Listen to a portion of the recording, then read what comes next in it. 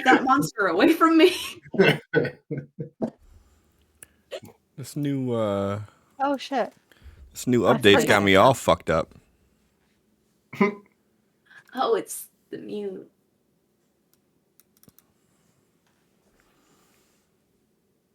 Yeah. Yeah. Yeah.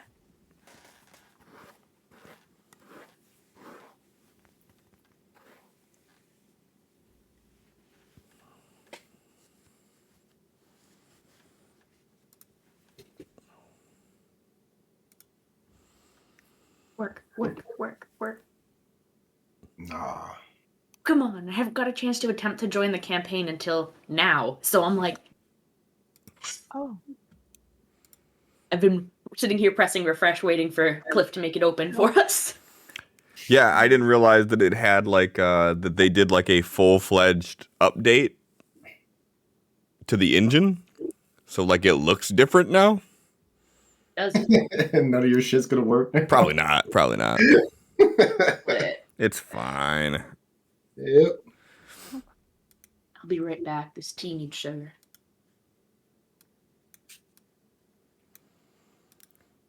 Oh, I thought we were supposed to be getting fancy new shirts, Clifford. What the hell? I have them sitting right here.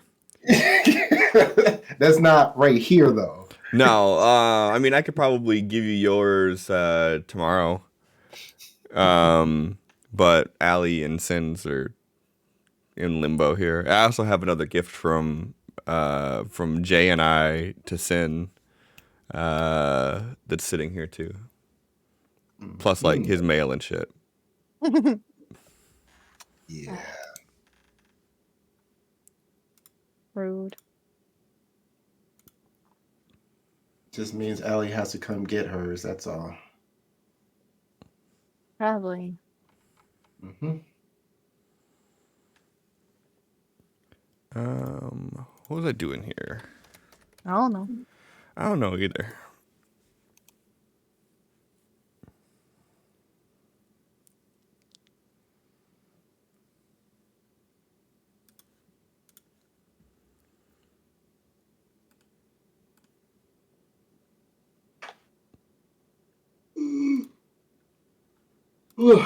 Fuck. I need way more energy than I have right now. That's how I feel, man.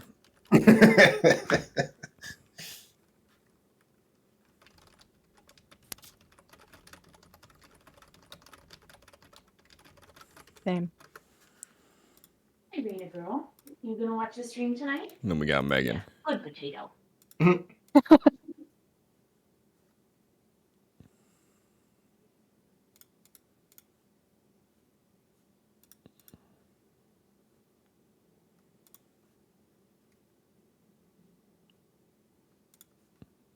Just went to go try to sit on my leg, then remembered, oh yeah, hurt that. I'm so good at walking, guys. We've It's noticed. not the walking, it's the tackling dogs. You know, No, the walking too. Daisy was asking for a fight. I'm putting you on silent mode. I'm going on silent mode, Raina. I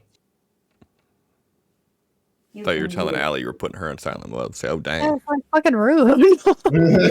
No, when Raina wants attention, she shakes to make her collar jingle. So we call it putting her either on mute or putting on her silencer when we take off her collar. That's adorable. We frequently put her on mute when we're trying to go to bed because she'll wake up at 2 a.m, decide she needs to be on the bed, and because we need to move over for that, she will jingle at us. She's Hence like the removal of the fucking collar at night. She's like, hey, stop it. Pretty fucking much. Little brat.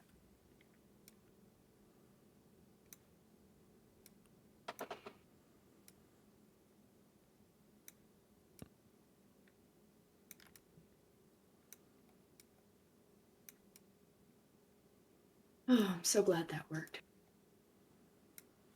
Is Sirenscape doing noise yet or no? It is not. No, I'm slacking.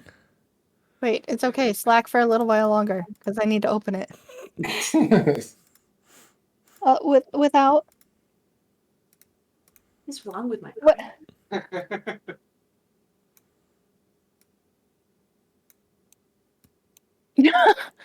I'm not starting to drink yet. Why not? Me either. Fucking coward. Fuck you are. I mean, I was thinking about having. Fucking coward, Allie. Wow. I figured I should have some of the wake me up juice before the sleepy juice.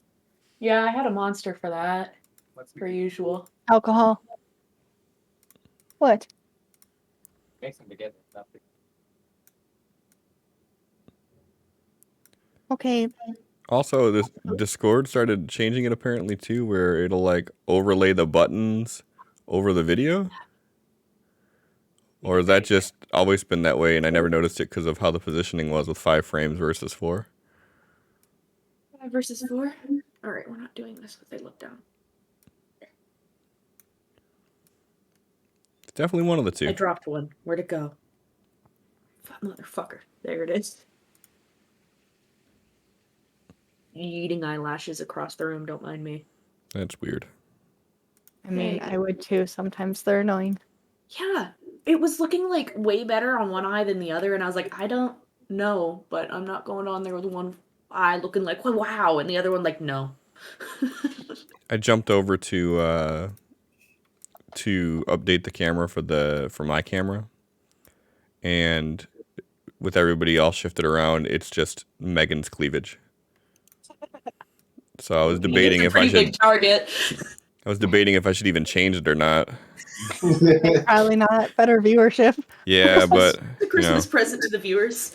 but unfortunately, they won't get all the pantomiming and everything that I do when I talk. So figured, guess I'll have to, deal with it.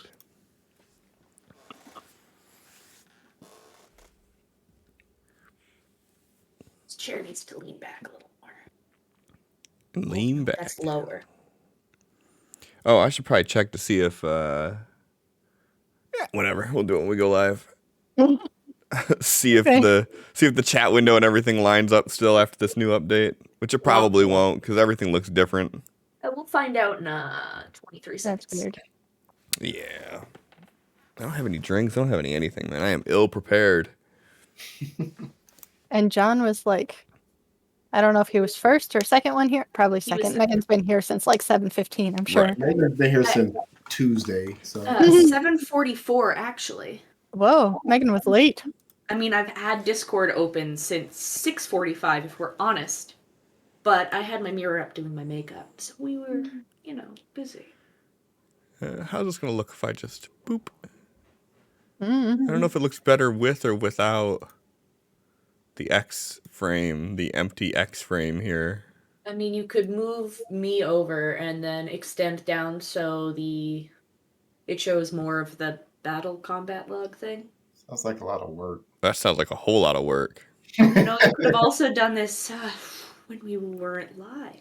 Dang. Wow. That also sounds like a lot of work. Hmm. What if we do this? No, it's still going to look the same. We'll just deal with it like this for now. Okay. Okay. So, hey, everybody. Welcome to episode 39. The elephant in the room here is that Sin will not be with us here for a little while. He's getting set up. He moved across state to the west side, so still got to get him set up with a steady internet and everything so he can actually stream. So for a few weeks, he will be out. So I'll have to come up with something. We'll figure something out as far as layout goes. But for now, that's why that's empty down there. As you could probably tell already, updated art. The loading screen had the updated loading screen. And you can see the updated tokens here. And if we go to the battle map and everything, it's all updated on that as well. Here he is in the chat. We love you. Yeah, new art. And players, obviously, you can see the new art is already in effect too. Need to redo them. Yeah, we got to have 4.0 already. It's already time for a re-up. Yup. Yeah, come on. I have no idea Um, what I'd tell you to change. and You have to have with at the least come one of more the battle. More scars. with the come of the new year, I want to update the layout a little bit, anyways, with new updated emotes, because we got to get the new cute emotes for everybody. Updated alerts for follows, subs, all that jazz. And you know, I'll probably also update all of the stream loots cards because you know what's it's been like what 3 months, 4 months since I've updated them, so I'm gonna have to update them all again. Yeah, so all that's to come soon. With that being said, John, you say you were doing recap. I think I remember enough. Where that intro at though? The new intro's coming too. That'll all be with the new layout. So yeah. So Let me see here. So we started with something coming out of the water after a big thing blew up after walking on a mine, presumably. And what came out of the water was Lynn Chappell's butler. And he just kind of was walking and acting very unnaturally and stuff like that. And went and got something from Felix and smashed it. And basically was like, that's all I was here for. And everybody kept trying to ask him questions. He like just basically disregarded almost everything, walked back into the ocean. So then it was just a matter of killing some time because the old man had not woken up yet, who has Sophie's life essence. So he was still in the RV sleeping. I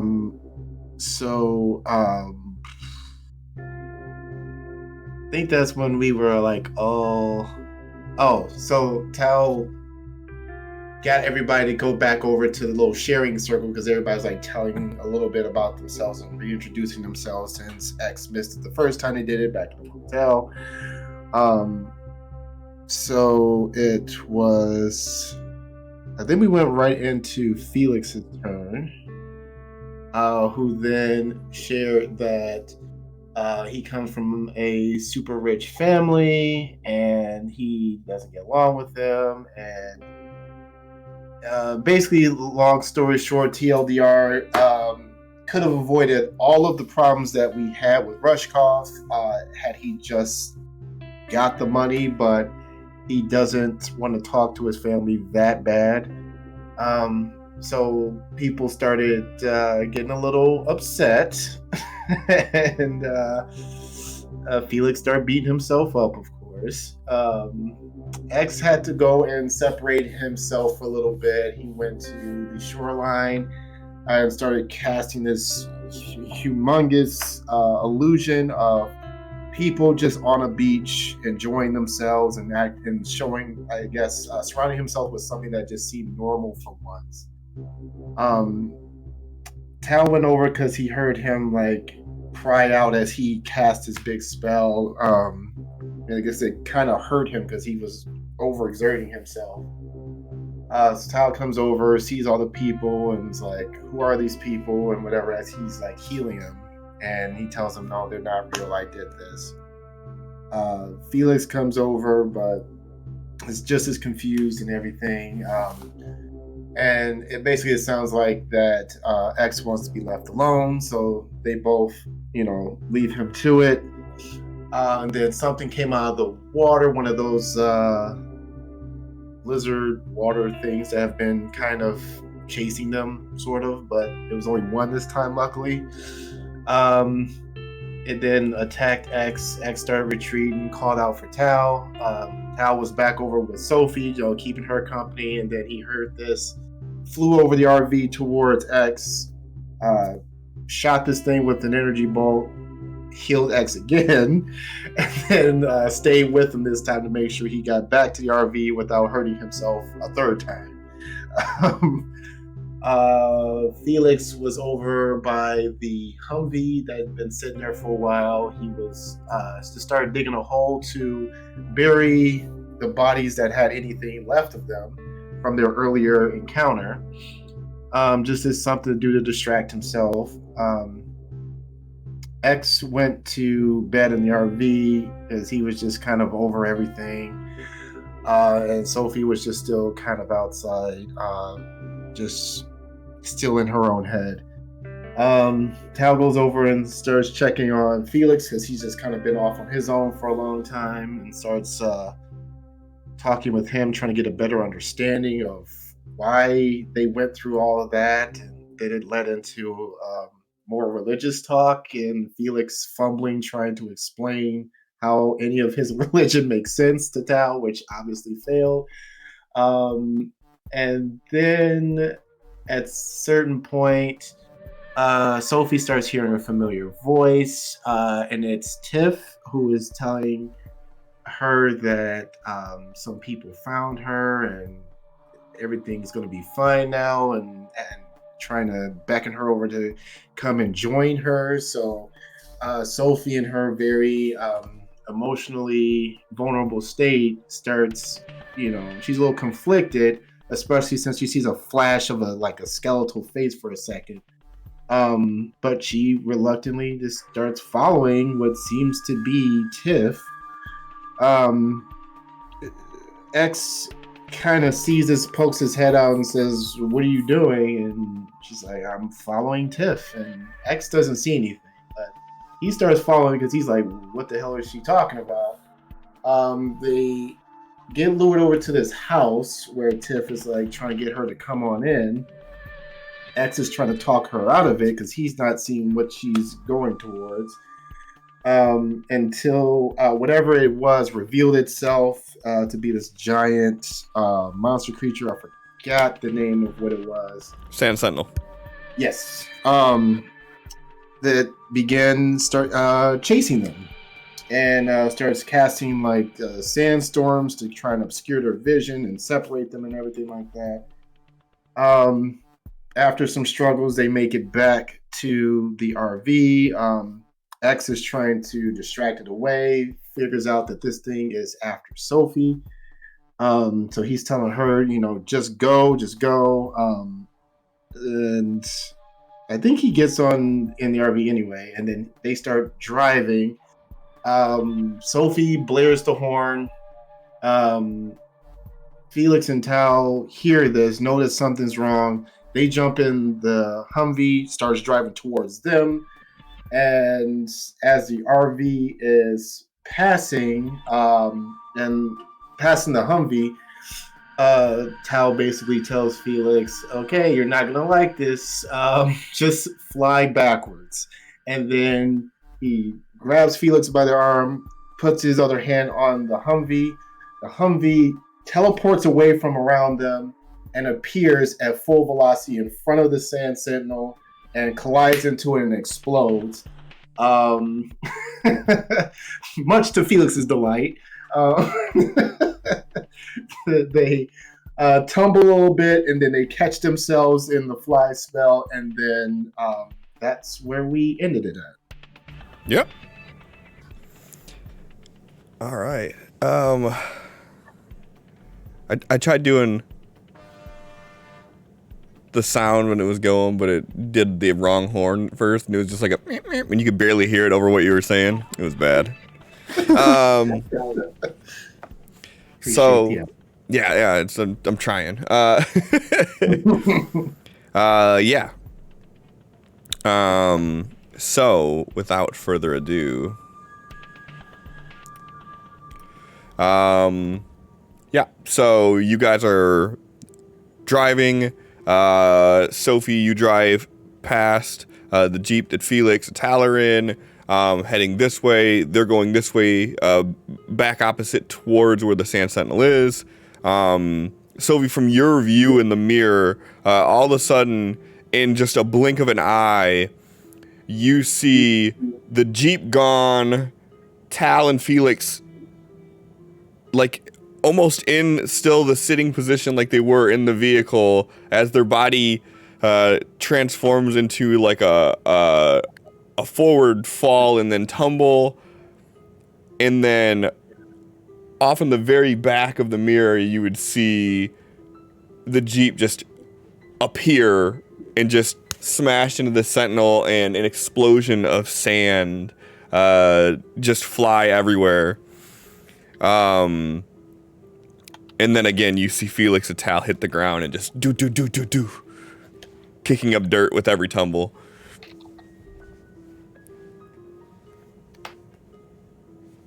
Nice. No, just kidding. Tal's back there. We can't do that. No. So seeing them hit the ground, Sophie would slow down to stop, so that they could rejoin us. But also trying to keep an eye out for any other shit like that happening. Any other big, bad, scary things outside. All right. And go ahead and give me a notice roll. Okay.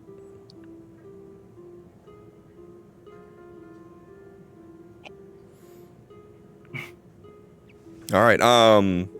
So you notice that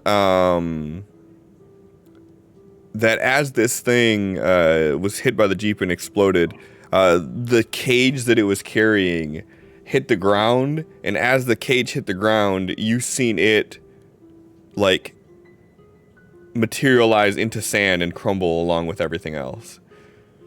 And basically it's just a mixture of sand with the sand that's already there on the desert floor. So X is in the back of the RV with you, and he's looking out, but he didn't have the advantage of having a mirror to be able to see what was going on for everything. So he's just like trying to ask to you, like, where to go, what's going on.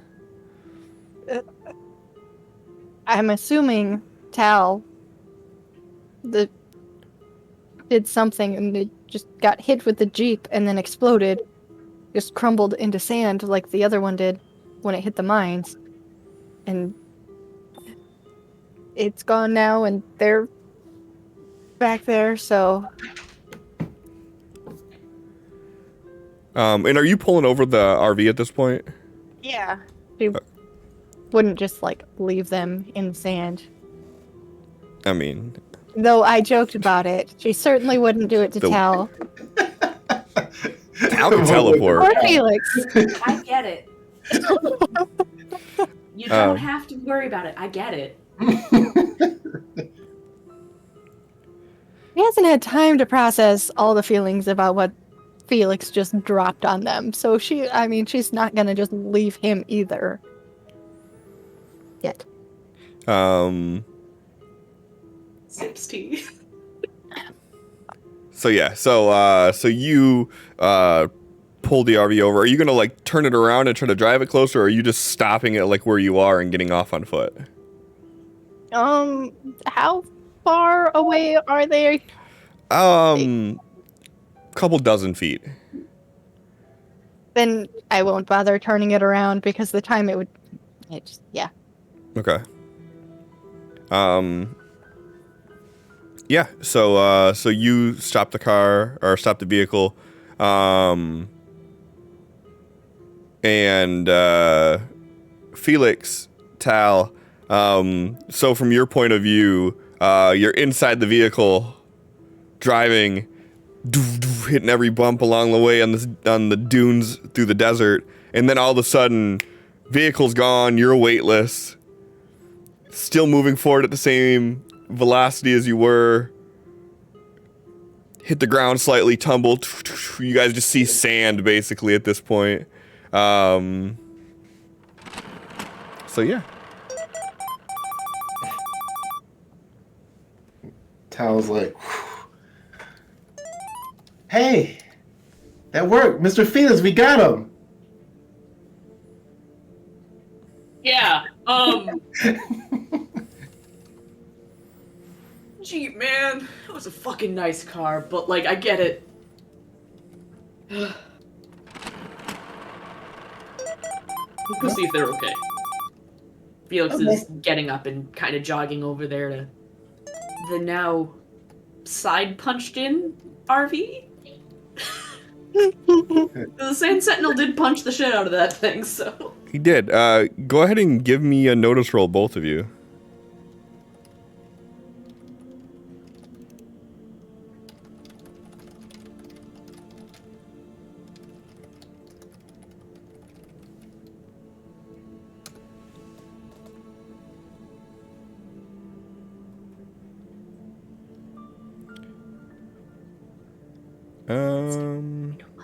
What is the thing doing? I don't know. I mean, I see what yours just turned into test because, you know, why not? I think I'm still targeting us. Yeah, that's why I did the test. I was very confused. I'm like, why is it still going? Those weren't explosions. So, as you two, you know, pick yourself off of the desert floor, dust some of the sand out, you start heading back towards the RV, and you notice that the RV does have a little bit of wear to it. You can see where like the top of it has like some crinkling in the metal, and some of the windows that were overlooking like the patio area are cracked. Tal, you notice while walking towards it this flash of light from inside the RV that looks like it came like more from like the back area than the front, that you would recognize as being like essence. Yeah, he's just gonna fly on over because he was already wanting to make sure everyone's okay. And he's just gonna go inside and look around and see, you know, check on everyone. Yeah, give me a run die real quick. Depending on if you get above or below 10. The pace one? Yes, please. Okay. And you get 10 exactly, of course, because I didn't give that option in my either or. So you get there in time to see Sophie still sitting in the driver chair with her legs swung out like towards the opening, like she was going to get up. And you see Professor Davies with his hand on her shoulder, and him looking very lethargic and weak, and her looking much better than she did last time you seen her. Okay. And as you like make your way up to the door, he removes his hand from her shoulder, and without saying a word to you guys, he just like turns and he walks back into the back to sit down.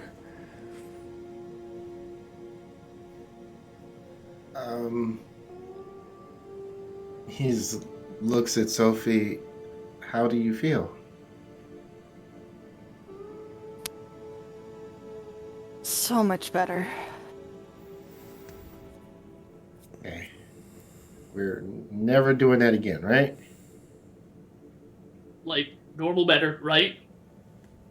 Like, it's all back normal with that. He gave it all back. Probably. It,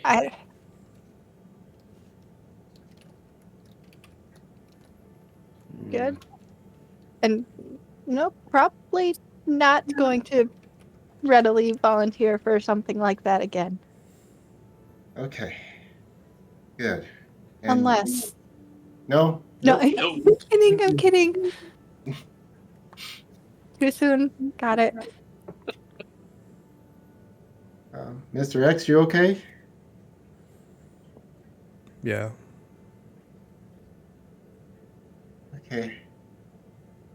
That thing really damaged the RV, huh? I'll give it a look over later. Is it even safe to hang around here? Since it just came back last time it hit the mines. Like, it's just gonna reappear?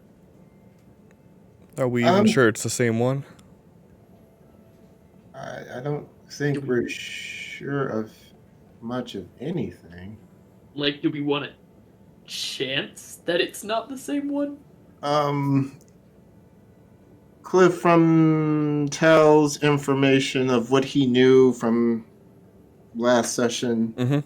Does he know that if these things just like anything about like if they can just put themselves back together, or if there typically is more than one of them, or anything like that? So like I said last time, you know of them, but not these ones specifically. You've never seen them made out of like sand before. So best guess you could give, give me a, what should we go with on this one? Just give me just a straight common knowledge roll. Oh, okay.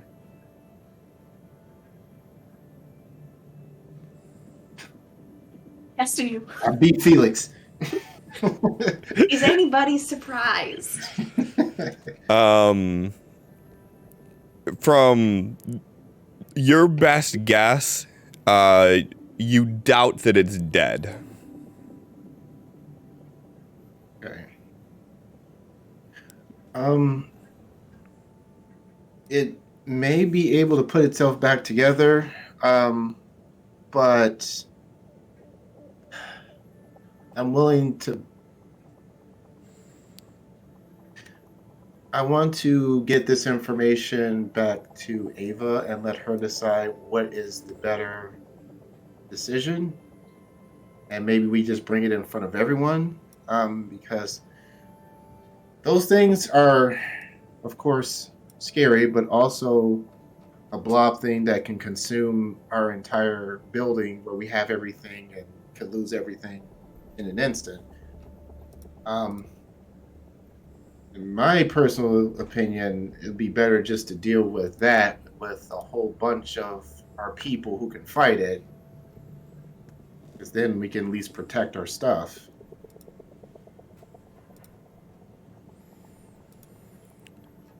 Well, why don't you two go check out over by there to see if you could see anything? Sophie, give me a hand. We'll get everything ready, and then we can take off.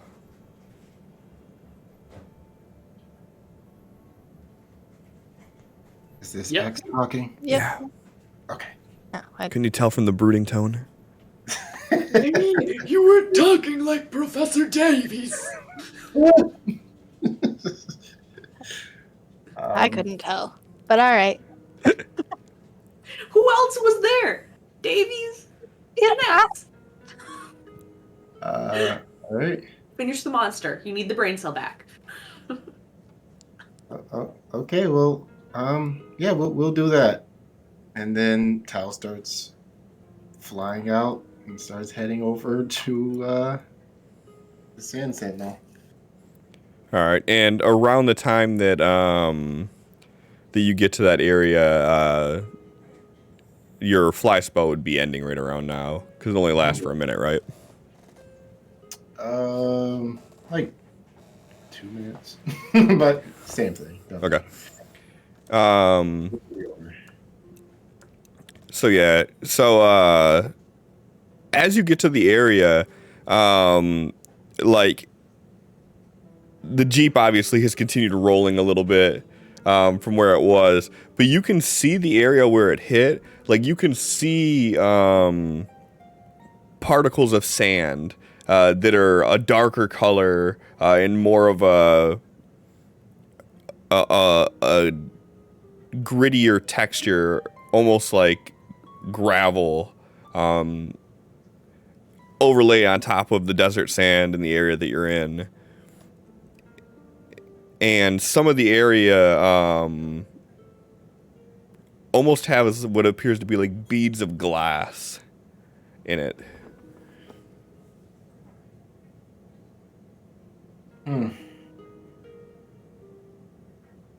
Well, at least doesn't seem to be reforming yet, if it can. Don't know how long it takes for these things to do that. You think if we separated it into a bunch of little jars, shut them, he couldn't get back together because this is clearly different sand. Or was he just like pull together any sand? Sure. Do you know of a way to get this much sand into different jars in a very fast manner? Nope. Me neither. I mean, we got those crates. Could try to like in the crates, shut them.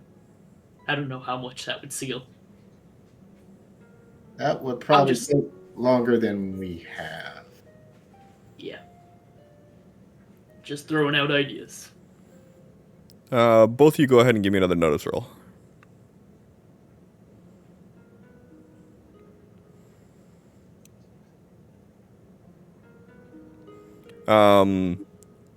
Felix, also, as you are passing by the Jeep, you can see that the front of the Jeep has some damage to it, but it's mostly just superficial damage from the way it looks. The Jeep is not destroyed by any means, but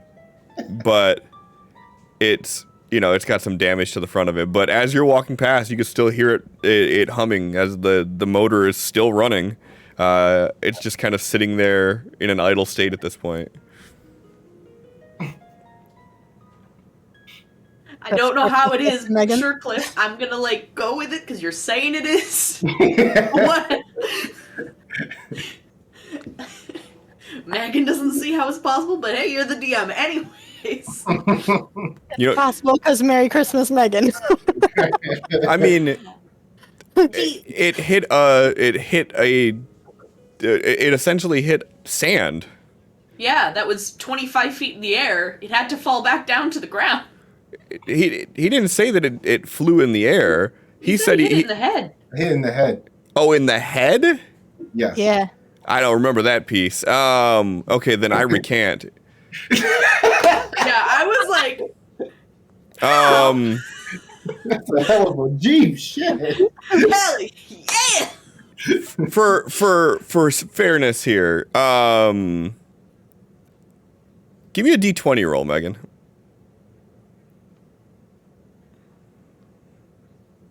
Stop it. Don't roll a 20.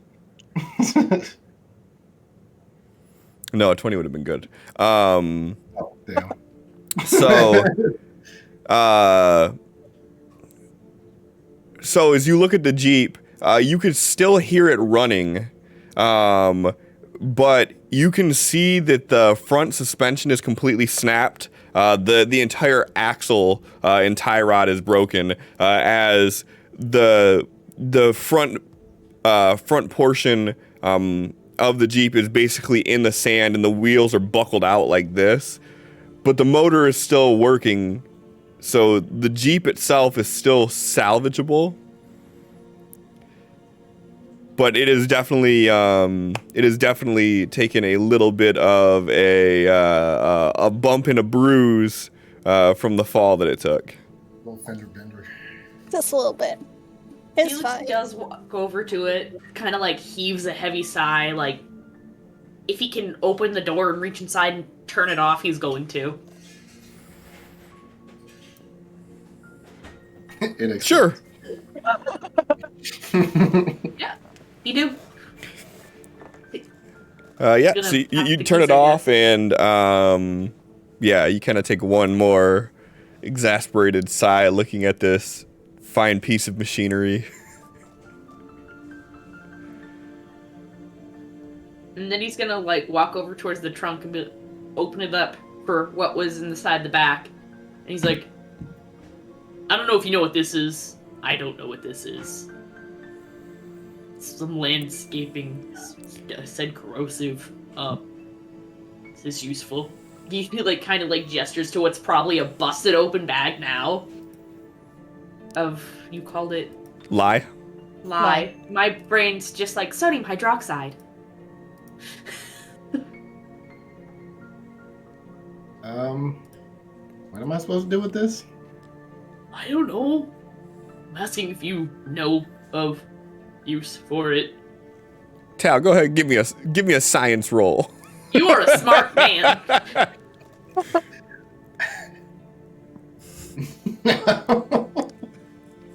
Poured in my eyes. Yeah. God, no, getting a single drop of that shit like in water on your skin at work is terrible. I can't imagine putting it in my eyes. Ooh, ooh. I have no idea what that to do with that. Sorry. Yeah, so I mean, a bag of lye, a lawn dart, and a shovel. Yeah. Yeah. Now the shovel we were using, it's not in there. Oh, you didn't put it back? We kind of hurriedly went over there. Yeah, I mean, you had it in your hand. I don't know what you did with it. Probably dropped and ran. Okay, that's fair. Yes, there's a single lawn dart. and this bag of whatever. And Felix kind of shrugs. He goes, I don't know. You're smarter than me. Figured you might know anything about it. But if you don't, you don't. Sorry. Yeah, you don't have to apologize. You don't have to know everything. And as you guys are talking,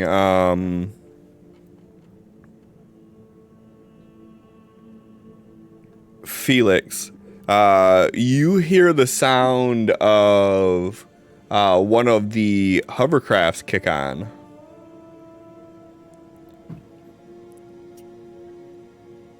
Look over.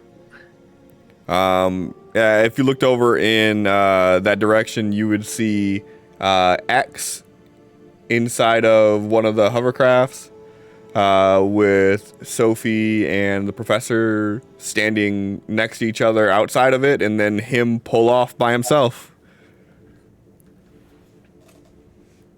What the fuck?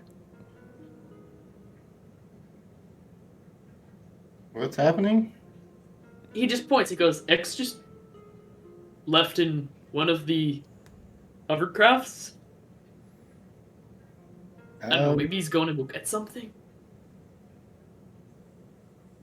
I don't know what, but I guess let's go ask. Sure. And gonna go over to Sophie. Yeah, and where the hovercrafts are obviously was a pretty decent jaunt away from where you guys currently are. You guys are between like A and B right now, I think, and the hovercraft was over at like C. So it's a little bit of a jaunt, and as you guys are like jogging towards where Sophie and Professor Klein Davies is, you see X kind of like pulls back behind the bunkers, and he doesn't come back within the amount of time that it takes for you guys to get there.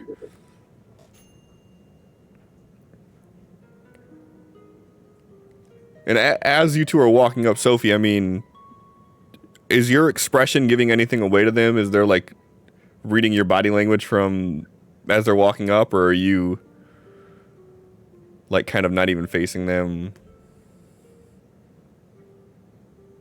She's probably kind of watching him go, just maybe a little bit less energetic and excited than she was after getting all of her life essence back. But still an improvement on earlier, so I don't know that they would be paying that much attention. Okay, so you guys don't get any immediate read on the situation as you're walking up. Miss Sophie, where's Mr. X going? He needed some space.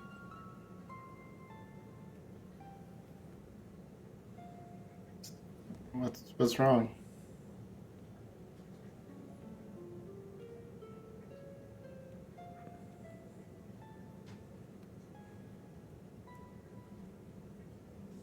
Really? You couldn't have gotten a read on just how upset he was about finding out that I kind of held out on preventing everything? Pretty sure that was it.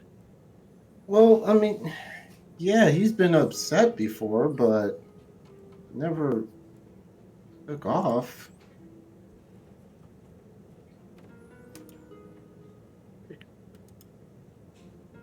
Did he give you an amount of time before he's coming back or where he's going? I know enough.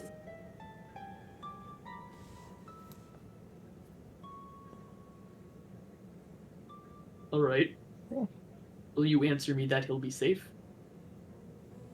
He Or he'll better at least be. try? Okay. Fuck.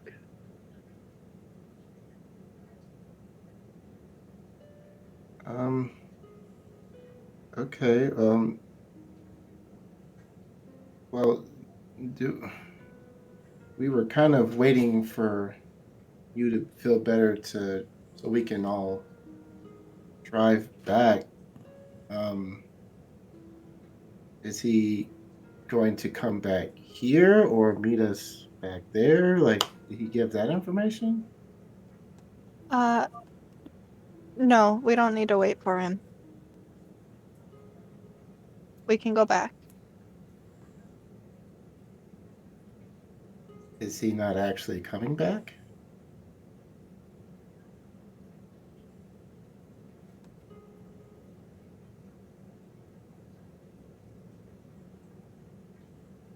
He told me where I can find him.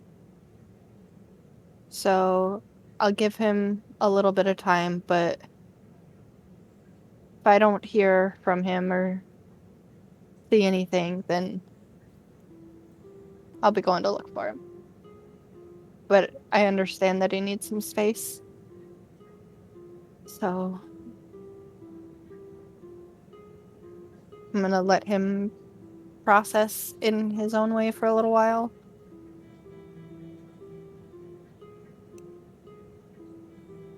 I didn't want to let him go alone, but I also know I need to be here to help you, Cal. So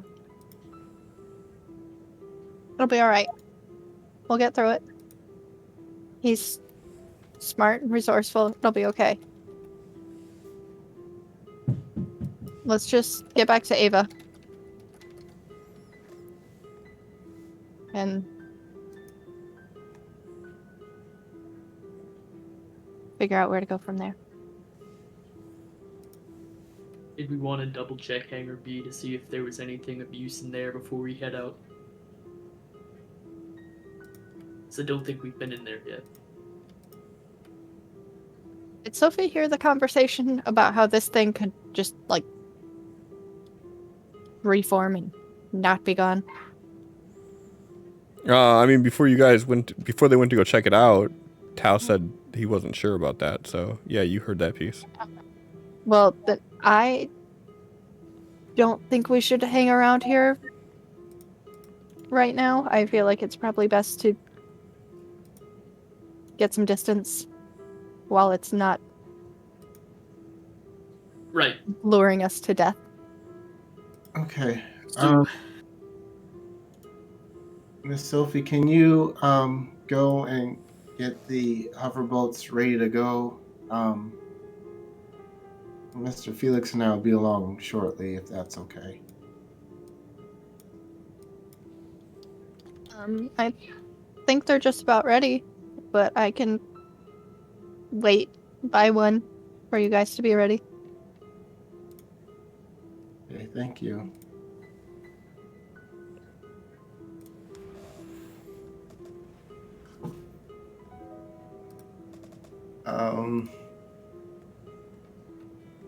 So once Sophie's at a decent distance, Tal just kind of like lowers his head. Like, well, you finally did it, didn't you?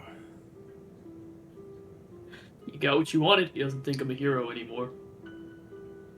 Oh, he doesn't. He's fighting it very, very hard, but oh, this one took the cake, as you humans say. Mm-hmm. But you must be really proud of yourself. No, I definitely believe in my explanation. I said I wasn't. Oh no. This is what you want. You try so hard to make sure that your parents were right about you. That even though your friends tried to go against that time and time again, it's not good enough. No. Positive reinforcement doesn't work on Felix. No. You have to be punished, right? You got to beat yourself up and make sure all those around you beat you up too, right? This is what you want. This is what you thrive in. This was the end goal. Now you're separating the group. You're keeping secrets. That's the opportunity I've been waiting for. See, my one job is to protect Hal. And now, everyone is very uncertain of you. Got little secret missions going on. You're keeping information that's vital from everyone. Mm-hmm. It was just going to keep escalating. And if Tal lets you get away with this, you're going to do something else. There's going to be something else. Murdering a man in his sleep. Ooh, wow. I've killed a lot of people. But you, whew, that's a big one. All because you have mommy and daddy issues? Oh. You know, I really hope that you humans have like professionals or something that you can talk to, and maybe that's left after, you know, you help break the world and everything. So if any are left, you should probably talk to one and get around some of that stuff. Probably. No, but then that would be working towards fixing things and, you know, being better, and that's not the goal here, right? In the past, it wasn't. As I said, giving all this explanation, I want to leave that all behind. Oh, I see. Now you want to leave it behind. You have to self-sabotage and destroy everything around you. Then you want to change. When you hit rock bottom, there's nowhere to go but up. Oh, I've seen you digging that hole. You hit rock bottom and you just keep digging. That's Felix's style. You know, I wish someone looked at me in the same way that Tao looks at you, like you're just all high and mighty and a great hero. If someone looked at me like that, I would do everything I can to make sure that I at least attempted to live up to that. No, you were determined to disprove him. And now you have. Why aren't you happier about this? Well, it's nothing to be happy about. But I certainly got what I deserve. There it is again. Oh, it's not what you want to hear? This is what Felix deserves. You deserve a lot worse, but you'll just agree with that. No. Do you have a real name? Well, if I have my way, it's not going to matter shortly.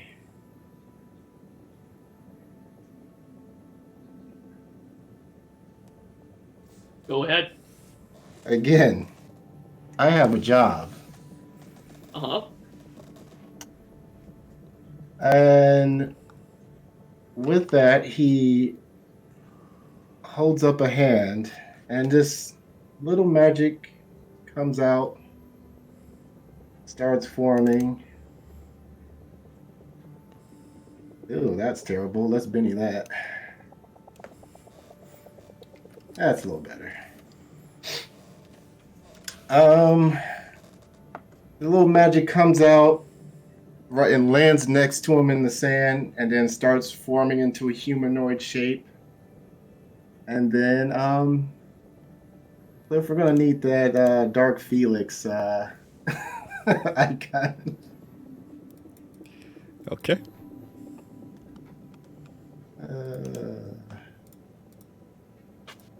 I just had to figure out where it is at in this new menu system.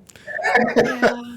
You got this. I'm not sure if it's because I'm on a new computer or if because they updated everything, but all of my hotkeys on the bottom are gone. That is because you're on a new computer. It's saved locally for that one. So which ally are you summoning? Last time, the one in the desert, the first one, was that a...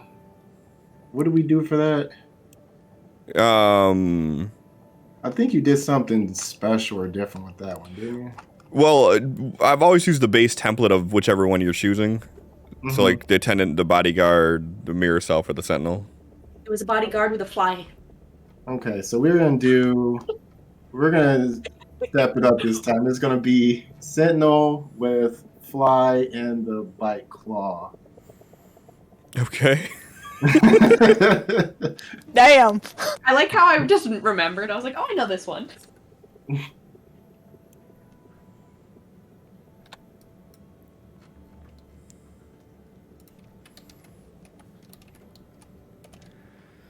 Okay. We'll cast that.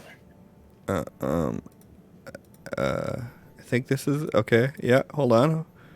We're almost. I think we're getting here somewhere.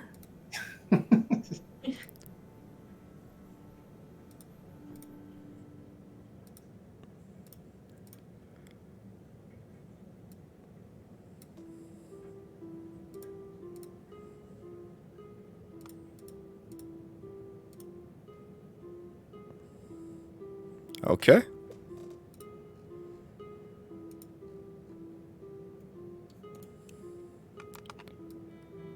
There he is. Can you it's not letting me target. Can you target him for me?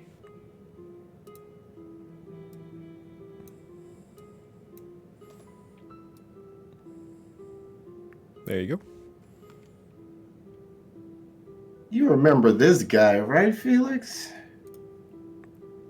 Of course. Good old exercise partner from before. Mm-hmm. Let's say we have a little bit more practice, huh? Maybe you'll do better this time. That you're motivated to do better now.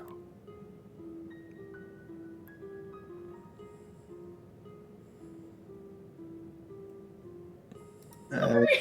That was not in character. That was me looking at my adventure cards going, oh! Let's see. Oh, whoops, that's the wrong one. That's why. We're gonna do one more thing, and then I think.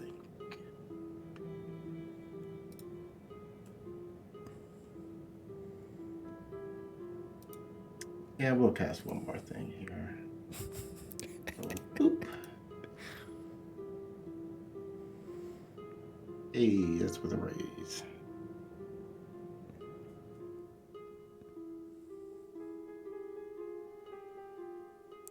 Are you casting this on him? Yep. Okay, because it didn't auto apply it for some reason.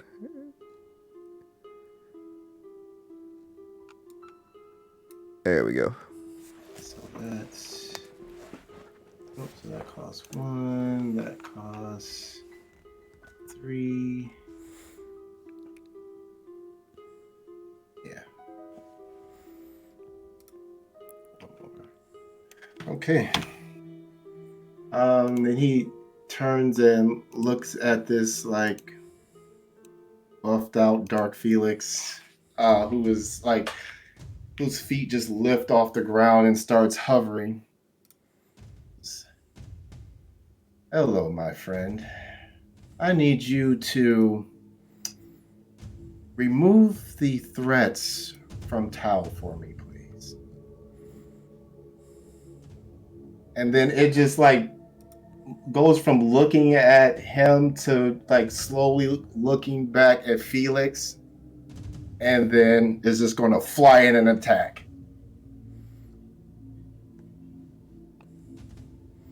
All right. I'm gonna let you steer this guy. All right, Felix. You see this thing just start flying towards you with its fist drawn back.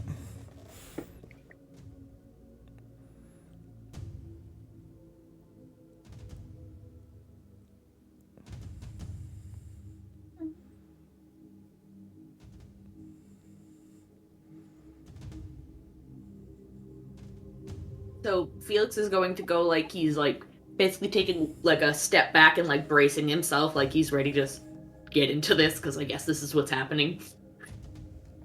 And when he goes and he takes his deep breath, he's trying to focus on his essence, like kind of begging his body to fucking listen to him. And we're gonna pull out a damage field. Okay. I targeted nothing. But it went off! It worked.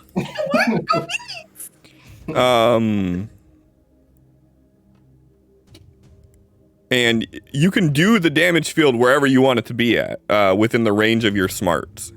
So for you, you have a D4 smarts. So anywhere within a 4-meter radius of where you are, you can do this damage field. In a 4-meter radius of me, I can do it. Yep. So like you could do it right on yourself if you wanted to, but you could also push it forward. You could do whatever you want to do.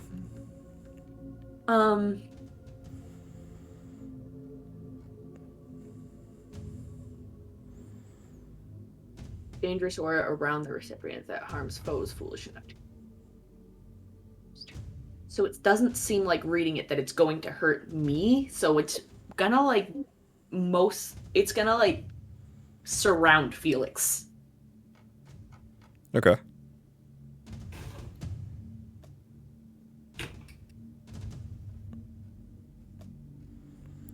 And we will drag this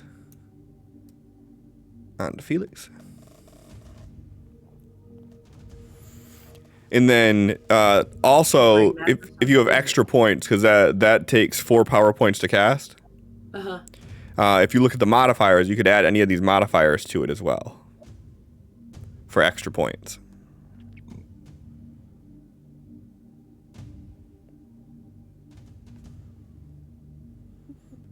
One particular good one is lingering damage. That's what I was looking at.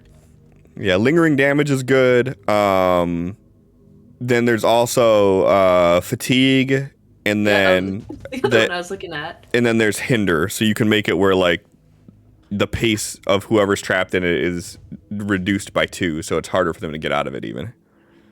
So for fatigue, does that trigger an automatic shaken? If I'm trying to remember this correctly, I don't like. No, one level of fatigue just gives them like a -2 to everything.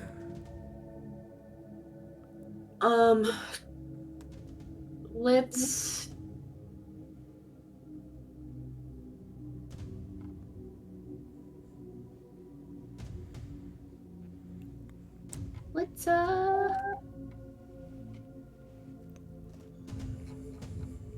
Question: when it does the thing where it hurts you, is it half of what you currently have or half of your total power points that you were to use?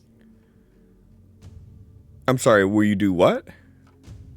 You said it does like the Is that like dynamic backlash thing if you use like more than half of what you Half of your total. Half of my total. Yeah. All right, I was just wondering if it was pushing me over or not. It's not. But also keep it in mind that it says at the end of the affected character's turn, all adjacent beings, including allies, automatically take 2d4 damage. So you say me. Nowhere does it say it hurts me, especially since the thing itself says dangerous aura around the recipient that harms foes. So recipient Fair. of the So you're power? doing it. You're casting on yourself, so it's a damage shield, basically. So that makes sense. Yeah. So we'll go fatigue.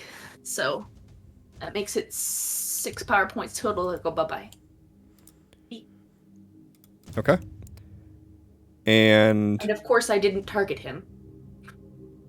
I cast it on you. Don't worry. So you said you're doing 6 total power points? Yeah. Okay, and your max is 15, so Yeah. So you're still good. Still good. Do we round up or down for that? For future reference. Would 7 make me go sad, or would 8? 8. This is just Megan's knowledge. Okay. All right. That Felix is smart enough to know. Figure it out. So what does this look like, seeing how this is your first time doing this? There's kind of like a flicker of orange in his eyes for a second, and his freckles glow, and then the freckles across his cheeks only like glow for a moment, and then the same heat radiation. I don't know what to call that. Mirage. Displacement. Heat Turbulent displacement. Yeah. Yeah. That is usually there, like starts out close to him and then it like pushes forward and just surrounds him, distorting the vision of everything in the area. Okay. I like it.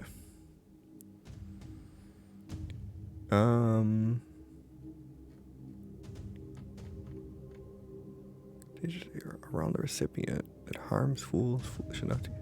So, if I'm reading this correctly, then if you're casting it on yourself, then the aura itself is a 4-meter radius around you. So you have like a 12-foot damage field around you, basically. That's how I'm reading this, because it doesn't say it does it in like a medium burst template or a small burst template or anything like that. It just says damage field creates a dangerous aura around the recipient that harms foes foolish enough to get too close. Yeah, so you cast it on yourself, and then you see this burst of heat that just shoots out in a 12-foot radius around you.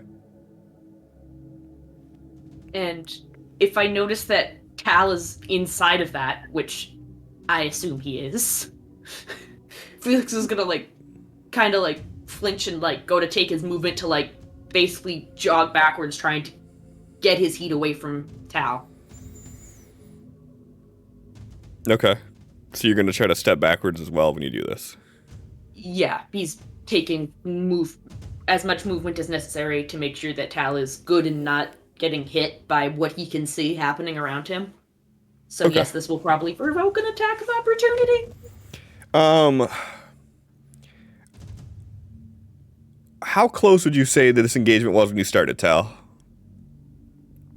Not too far, because they were just walking up, talking to Sophie, and Sophie walked off, and then he just kind of started his dialogue from there. Okay. So it wasn't like a humongous gap if they were talking to each other. We were probably just your standard, like, 4 to 6 feet away from each other talking. Yeah. Okay. Then yes, that would trigger an attack of opportunity. If you want to do that. Yes. Okay. Tal's more important than Felix, remember. Okay. Tal, give me a notice roll.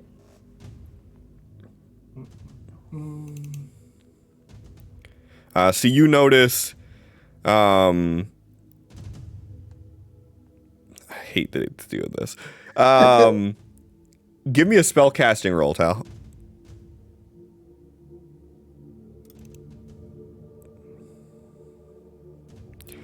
So you notice that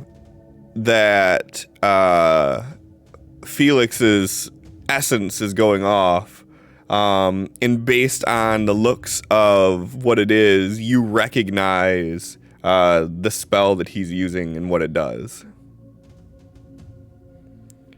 And you see him as he starts to like glow and emit this aura, you see him start backing away as the intensity of the heat starts to grow. But technically speaking, if you do anything, if you are going against him, he triggers an attack of opportunity for you as well. He will not, but Dark Felix would. Okay.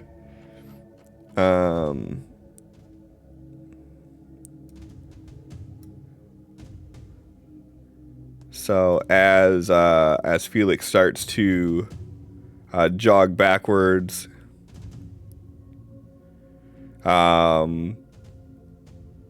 you see Dark Felix take a swing, and then this flare up of heat goes, and he covers his eyes for a second as he backs away from the heat immediately. And he looks over to you, like recognizing that this is going on.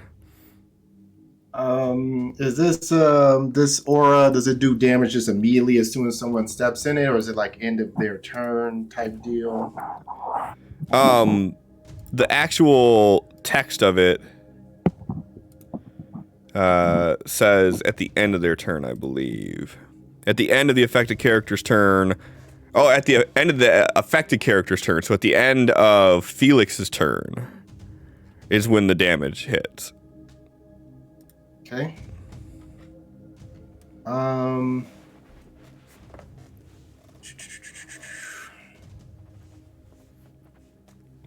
He's going to look at him and says, grab him. All Have right. him fly in to try to grab Felix. All right. So he nods, and then he just lowers his head and starts rushing in, and he's like going for Felix's waist like a tackle to be able to grapple him.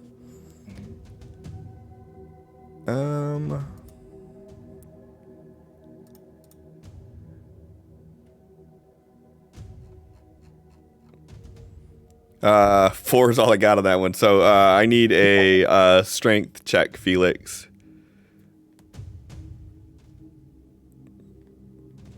Winner on tie.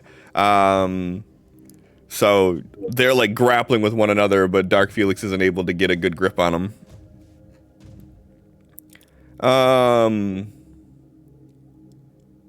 Sophie, what were you going off to do? Sophie was going to make sure the hovercrafts were ready and give Tal and Felix space to talk. Okay. And I wouldn't say at this moment that anything is going on that would draw your attention just yet. Okay. Tal. Trying to think, would he? So you're seeing Dark Felix like running at him, trying to tackle him, and Felix and him are kind of scuffling in this melee grapple.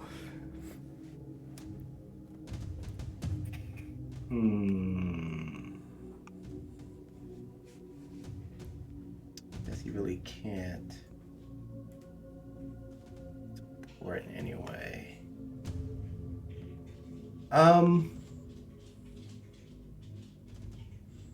Right now he's just he's just going to have a seat and just is watching. Okay. Pulls out some popcorn from nowhere. So Felix, this dark version of yourself goes to tackle you, and you're able to fend it off as he's trying to grab you right now.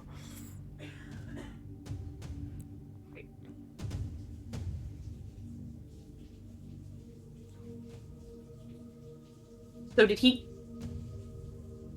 I'm just trying to see, because you had my turn end. Does that mean the damage field went off and it would have hurt Dark Felix now? It's not your turn is now. Right. My turn is now? Yeah. Yes. I'm just confused because it would have happened after my movement, and then he attack of opportunity. Right, but if him and Tal were right next to each other and you moved out of range so it doesn't hit Tal, it wouldn't have hit. It wouldn't have hit him just Yes, yet. I was just trying to... Yep. Yeah. Yep. So Yeah, you moving out of the way range. made it where everybody was out of range initially from it. Okay. Him now, Dark Felix is definitely within range of being hit by this, but it would happen at the end of your turn. So you still get to do whatever you're doing, and then it goes off. Okay. Yeah. You know what it is. Bare hands. I got you targeting him. Okay, great. I was just about to do that. Go back to old trusties. That's a hit. Yes. Damn. Damn! So Fuck that protection! So you just clatter into his back as he's like grabbing you and trying to grapple, and you're just hitting him in the back, and he almost feels solid as a rock as your fists just recoil off of his rippling muscles.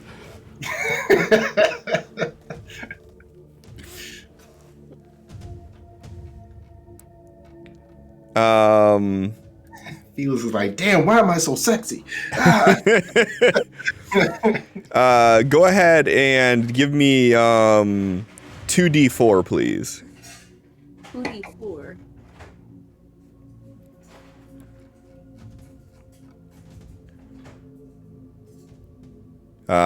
And he still unfortunately remains unharmed as you're seeing this heat wave and like looking down at what's that? Did those explode?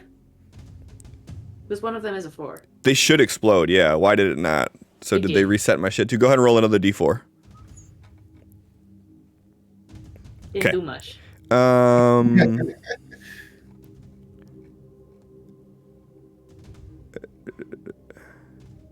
I'll look this up while I'm doing it. So you can see the heat distortion rippling over him and his facade, even at point blank range of you, being affected by this. So you know he's within this range of this heat that's going off, but he seems unfazed by it at the moment.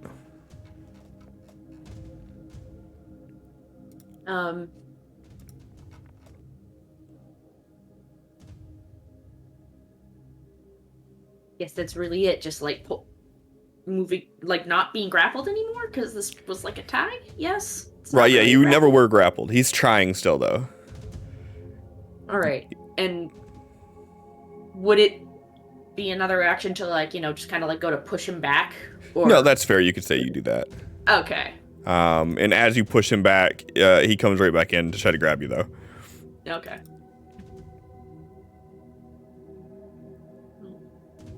Hey, it auto did it that time. Look at that. All right. So you. Oh, it should have been agility, not strength. Okay.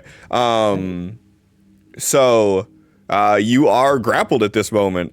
So you push him back, and as your arms are fully extended, like with this shove, he just kind of dips his shoulder a little bit lower and gets it under your arm, and he pushes forward. So your left arm goes over his shoulder, and then he reaches around and he grabs underneath your armpit. So he has you in like a half Nelson right now.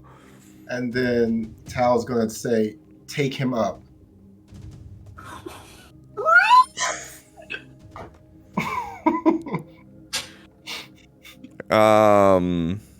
Okay.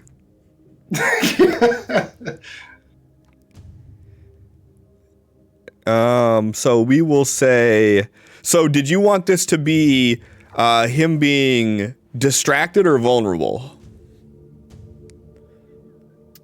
The vulnerable, Okay. I guess. I never know what the difference is. So, So vulnerable makes it where the things that you do to him are easier. Distracted makes it where the things he tries to do to you is harder. Gotcha. Is the best way to put it. Yeah. So vulnerable means that any attacks you do towards him, you get a +2 bonus towards. Okay. All right, and he grapples you, and then he attempts to move up. Why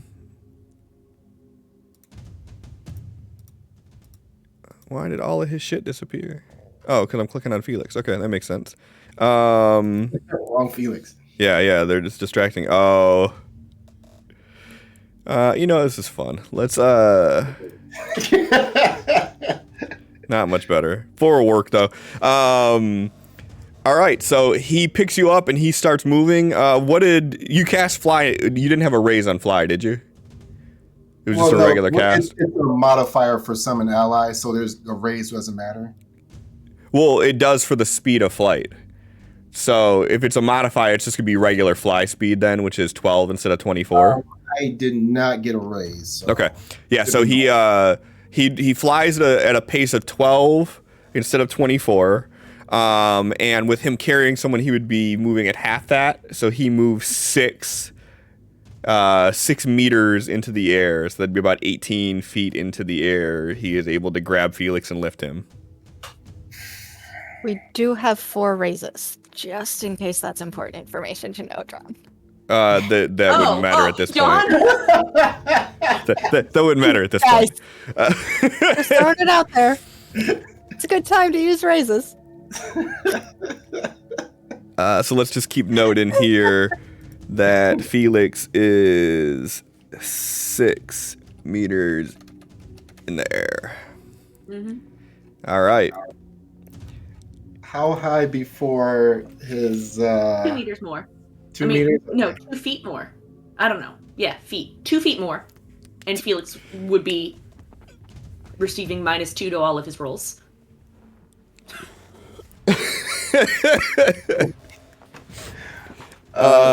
Tal. So yeah, Mr. Protector is just sitting there, like his legs crossed. He's got his fist under his chin. He's just looking up as they go up, and he's just kind of have this smirk on his face. That's it. I mean, I normally don't interject with things, but I mean, you could always teleport them higher. Yeah. Yep. There's a reason. And it's Dark Felix's turn again. Oh. So I'm gonna roll another strength. Okay. And he is going to continue moving upwards. So he is now 12 meters in the air.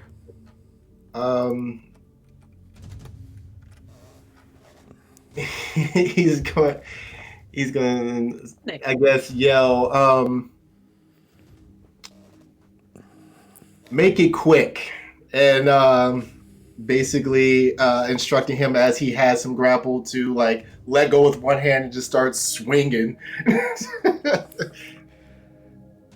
Are you gonna specifically tell him that, or are you just gonna say make it quick? Because if you he's don't, gonna say, use the other hand to punch his face in. I don't like his face at all. Zinzard was directly after this scene because he gave Felix a black eye. all right. Well, he still has his action, so. Mm-hmm.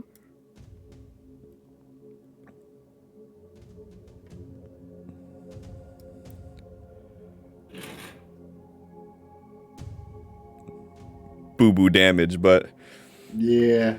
he's holding him up in the air and he starts hitting him, and Felix is trying to block the best he can, but you could see at this point the nerves starting to come undone from Felix as he starts to flail a little bit, but he's able to block the attack still. Question. With the Bite Claw mod, it's supposed to be a strength plus D6. Did it roll that? The default on the Sentinel was actually higher than that. Well, it's supposed to be in addition to. Is it in addition to? I thought it just replaces it. An ally can bite or claw at strength plus D6. Yeah, so the normal bite or claw, like just melee, is just your strength. That's it. You don't get anything additional. This will upgrade it where it's strength plus D6, but the Sentinel itself already has a strength plus D8. Yeah, so this one's already a little bit better than that, and the Sentinel's strength is a little bit ridiculous too. Gotcha. Yes, checking. So should I have not even spent that point then? Yeah, you can give yourself that point back. Okay. That's good for future knowledge. All right. So you see him just start pummeling at Felix, and Felix trying to block, and his legs start to kick. All right. Felix, your turn, and because of the fact that you are so high up in the air, you are going to be distracted as well, which gives you a -2 to everything. You don't have to do anything. It'll do it automatically. So you are distracted and vulnerable.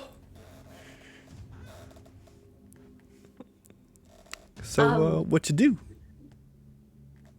Felix is attempting to break free. Is that considered his movement? Or would we like to try to, like, break the grapple? To break the that grapple is your actual action, I believe. Here we go! Break the grapple! That was a good idea! Want to see a shooting star? One thing here. Breaking free from a foe. Using the grappling rules in reverse to break free, the victim initiates an opposed athletics roll with whomever is holding him.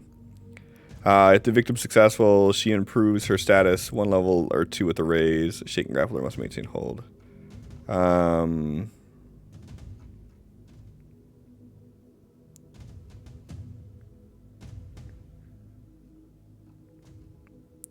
Breaking free is an action. Okay.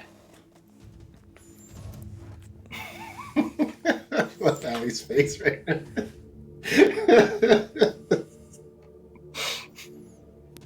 Feeling no feelings at all. Can't you tell? You hide it so well.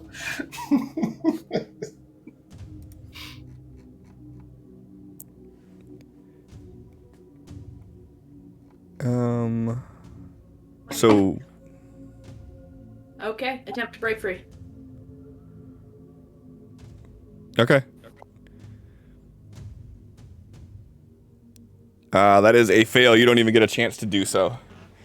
Are you sure I can't Benny that? You can Benny that. I'm just saying with that roll, you don't get a chance to do it. Oh no! All right. So as God damn you it. Megan. Hi, Megan. Hi, how are you doing, Kaden? Good. Good. so Talk to you later, buddy.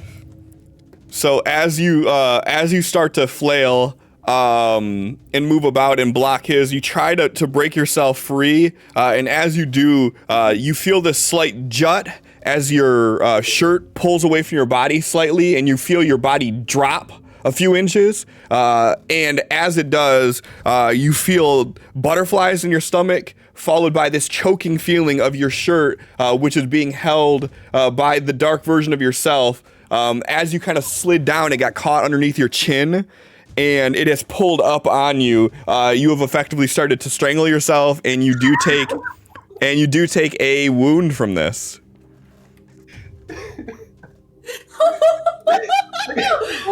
Damn, karma's a bitch! Darktail's like, boss, what do I do? He's killed himself. Let him finish? I don't know. We didn't plan for this. And unfortunately, you don't have any other actions you could do on your turn. No, I'm dying. Sophie, go ahead and give me a notice roll, and you do have Joker. This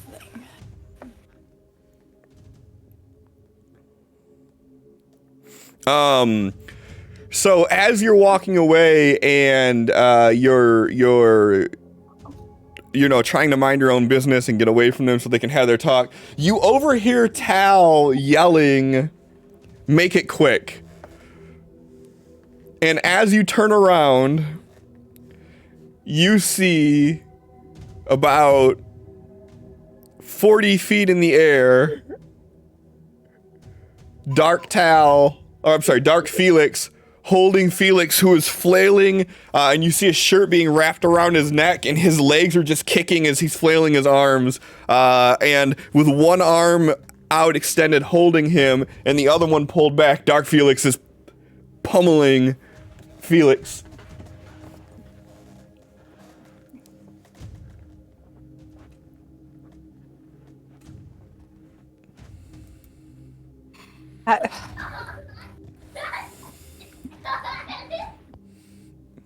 Her laughter makes it so much creepier. That was in game.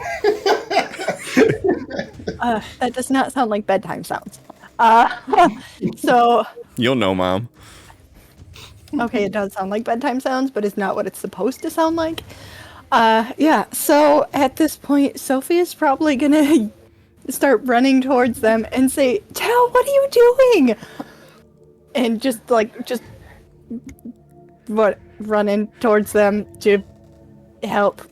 Yeah, and if you were just moving away, like if you were just walking in the opposite direction this whole time, because we're on round 4 of this, that would mean that you are essentially your full pace times 4 away. I got you, Megan. So you would have to actually do a pace die to be able to get there any sooner. But you are a pace of 24 away right now. So does that mean that in the first round I was within range of Felix's heat bubble? Well, no, you started walking away before they engaged in all this, so... Okay, just thought I'd throw it out there. Yeah, then, yeah, that's... Hey, that's as good as you can get. You half the distance there. And yeah, I forgot. Megan, go ahead and give me 2d4, please. And desktop die explosion is set to on already, so I don't know why it didn't do it. All right, not enough to do anything, unfortunately. I can dream. All right. Sophie, are you saying anything, or are you just running? I mean, she would have asked Tell what he was doing, probably get him down. I don't know. Are you just like yelling out things? What are you doing? Get him down! Stop it! Mom voice again. Get Get out of there! Put him down! Okay. Oh God!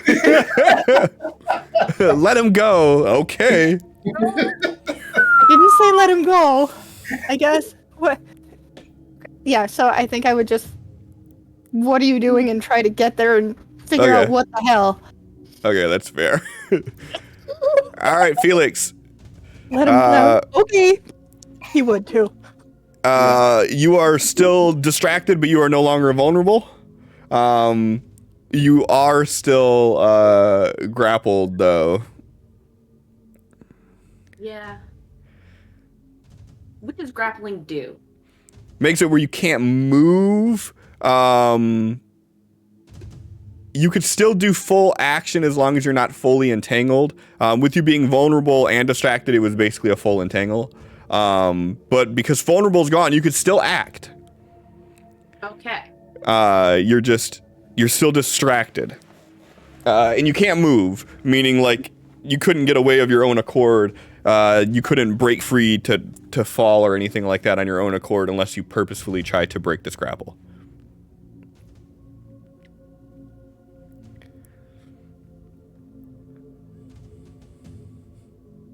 So, Felix kind of like swings his hand to the side. He's like, "That's enough!" And Dispel goes off.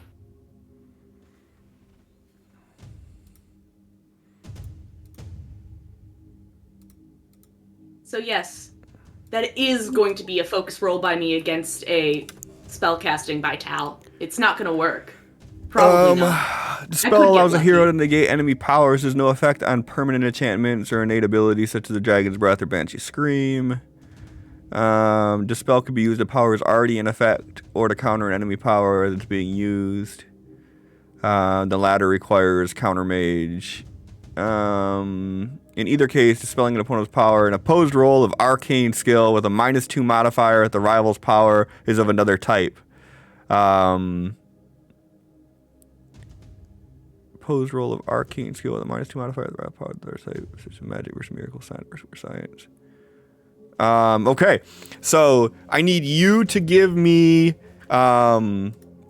a focus roll with a -2. And Tal, I need you to give me a spell power roll at a -2. Okay.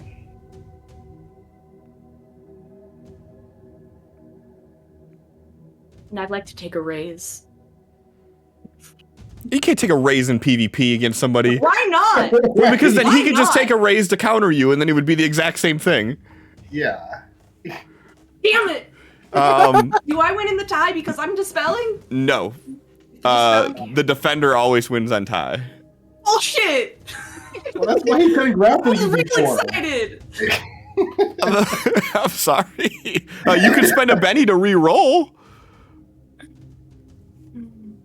Oh. I'm -4. You think I'm better? I don't know what else to tell you. Like, no! I mean, I'm just saying what your options I'm are. already impressed, okay? I'm sure there's a small bit of impressed inside of Dark Tal, too. Well, Sure. we'll see if we Or can. at least surprise. How's that? Will you take surprise? So yeah, so you say enough and you slam your arm down and this burst of energy shoots out. And Tal, you see this like shockwave of energy, and as it hits you, you feel your power begin to flicker for a moment. And you manage to maintain concentration through this burst of energy. So Felix, for a brief second, you see this dark Felix image kind of flicker a bit, like incorporeally flicker out of existence for just a moment, and then like you look down at Tal and he's still just looking up, smiling at you. Fucking sketchball. But you still have an action because using an adventure card doesn't count as an action. Attempt to break the grapple. Okay, then go ahead and do athletics.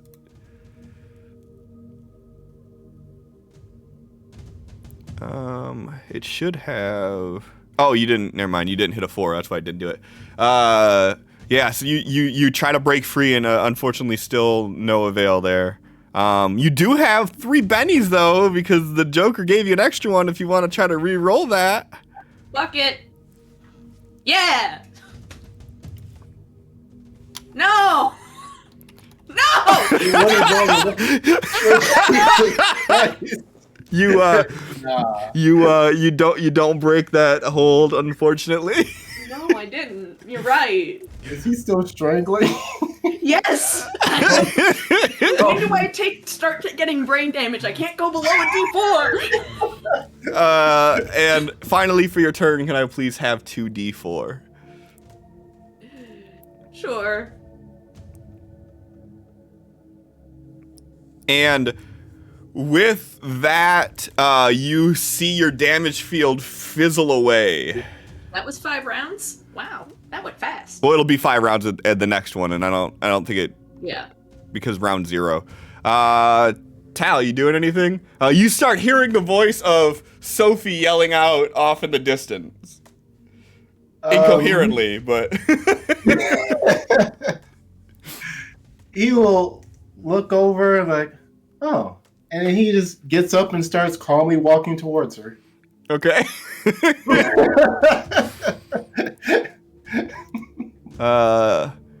Dark Felix is going to continue with the last command that he was given, which is beat his face in.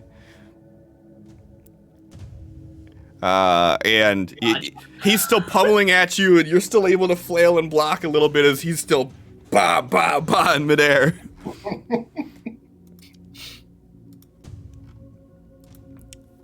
And still, Oh no! Ba ba ba.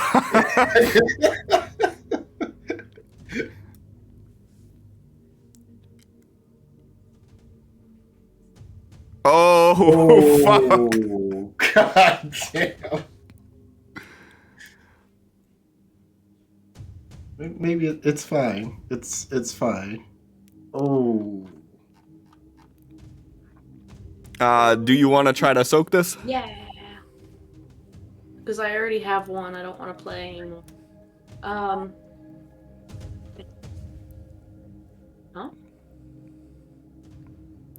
Yeah. All right, that soaked it. Nice. So yeah, so he starts hitting you, and you're flailing a bit and trying to block, and you feel him hit you in the arm, and then you hear him kind of like grunt or sigh in frustration, and then all of a sudden you start feeling these upward punches like coming like underneath your shoulder, under your armpit into like your chest cavity, and you're feeling him punching into the area where you're not blocking at this moment, and you're able to tense up a bit to recoil from it. But yeah, you're still feeling it. You're feeling it, Felix. You're feeling it. Feel it, Mr. Krabs. Hey, I got a dumb question, which we haven't addressed yet. Before it's Felix's turn, he wasn't instructed to continue lifting him, though, right? No. Okay. All right, Felix.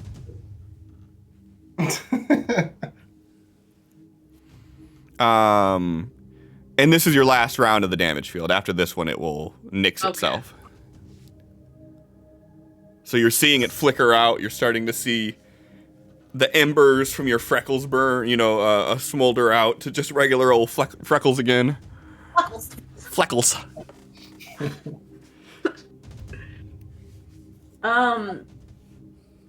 He just kind of like grits his teeth, sort of like grabs the shirt that's basically strangling him, and he's like lifting himself there as he's going to like swing up and try to punch this thing back in the face. Okay. Ooh. I like it.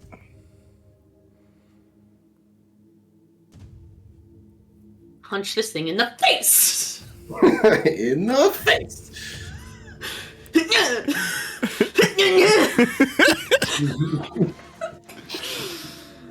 I'm doing really good.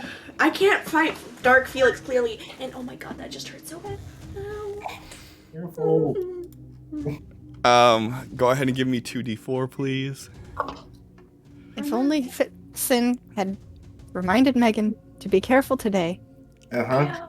And then I wouldn't have tackled the dog. It didn't explode again. So you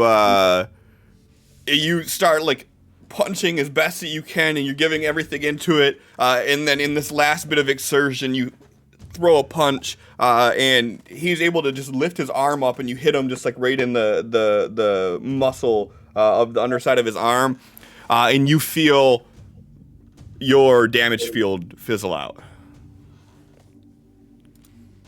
Sophie, you're running towards, and all of a sudden you see Tal just get up and start walking towards you calmly. You are still about 12 meters away, though. So to get to him, you're still going to have to use a run die if you plan on meeting him there this turn. Uh-huh. Okay. Uh-uh. Well, I mean, with the distance that he moved, we'll say you can meet him in the middle.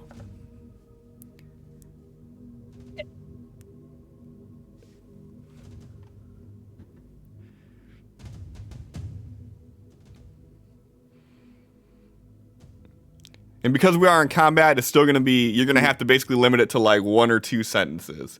Something that you'd be able to say in like 6 seconds. What is happening, Tal? That works. And it also works really well that it's Tal's turn, so. Oh, Sophie. It's okay. Just let this happen. It's for the best. What? No, I'm doing this for both of us. It's okay. Would you like to go inside and get something to drink?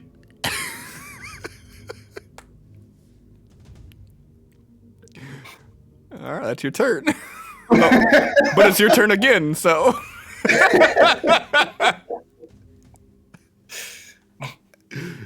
What else are you gonna do to delay?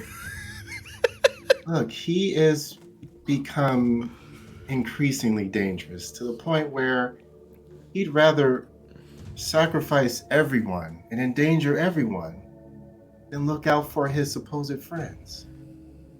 Would you say that X would do that or Tal do that to you? Would you do something like that? No, just one of us. Ask yourself. Do you really want to stop this from happening? And as Tal is saying this, you peer over his shoulder to see the dark version of Felix still punching and at a flailing Felix who's 40 feet in the air. But it's your turn, so you get to respond to that however you want.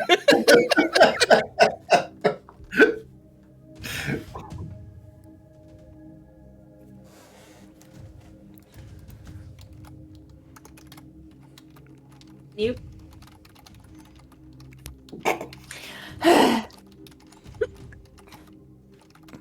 I'll bring him down. Carefully. Please. But why?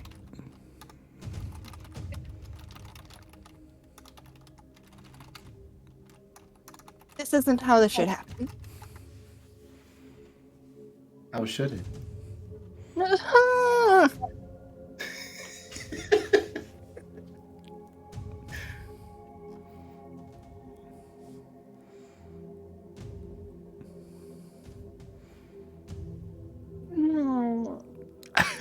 Felix.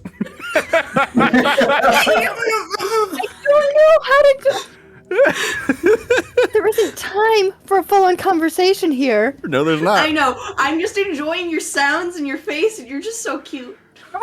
And that's why it's more fun to Exactly. just cut your turn off while you're in the middle of that thought, because that seems like it would be the natural progression of that round, is that your thought is like, There's that. you get your first idea out, and that's about all you could do in 6 seconds. I mean, there's not a lot of time to do that.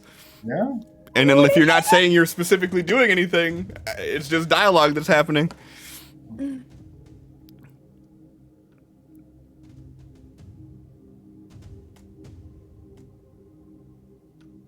Free. You are free. Fallen. So you're 40 feet in the air, which means that you take 48 plus 8, I think. Or 48 plus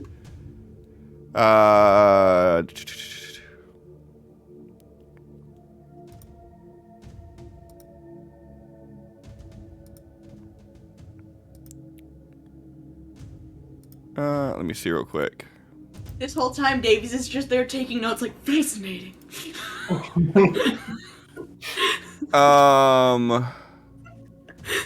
So you take 1d6 plus 1 for every 2 feet. What? That seems excessive. Because I'm pretty sure if I just Oh, no, I'm belly sorry, flop to the no, ground, no. I ain't gonna die. It's every 2 inches. Sorry, every 2 inches. So every 4 yards. So with you being 40 feet up, you would take 10d6 plus 10 fall damage from 40 feet. And if Felix dies, he dies. You won't just die. Right.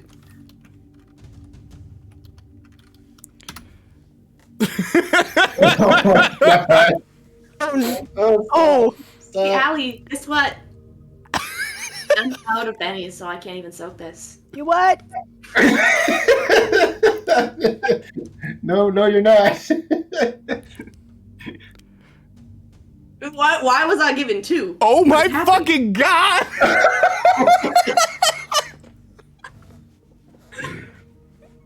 Just keep going. Oh. So here's what I'm gonna say for you on this one. I'll give you that. I'm gonna give you that Benny back. What? I'm gonna give you the option. I'll take that Benny back if you want, and you can attempt to make the soak, or you could just accept the fact that you're not gonna be able to soak 10 wounds to even make a difference with this. Where's the ore? That's the or. You could. I'll let you keep that 11 and spend a Benny, or you just accept the fact that you have no possible way of making the soak roll, and then you get 2 Bennies. Now, question. Sure. Would it be instant death or bleeding out type? I think on this one, I think we would have to. We would probably have to roll on the injury table to see what happens. Okay. Just because this is pretty egregious. Also, another question. Yeah. Although grapple broken, could it be more of like Felix is no longer grappled, now this guy's grappled in the air? Is Like that a reversal? Like, I guess. Or Is that him an hanging option? on type, or I mean, midair wrestle into like trying to restrain him. How about this? One of your 2 new bennies that you've earned, I will let you spend a benny to make an agility roll. And if you make your agility roll, then we can say that you're grabbing on to him. If you don't make your agility roll, yeah, this is what happens. Make this roll. Okay. What, John? You don't want to kill Felix? You don't want to be the one to do that? So 9, you would have been vulnerable. Yeah, didn't do my -2 on that. 8, 7, and then you would have been in the air 6, 5. So you did still make it. So what I will say, we'll go ahead and remove this.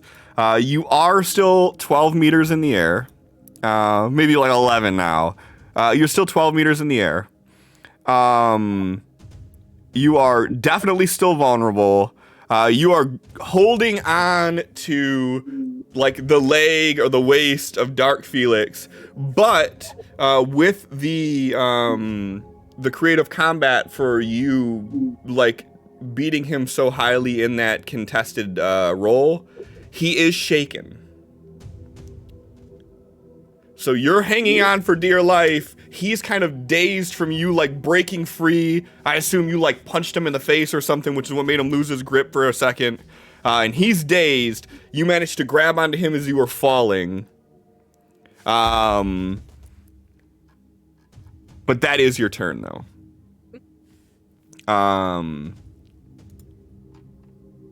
But it's your turn again. What is with these bullshit cards?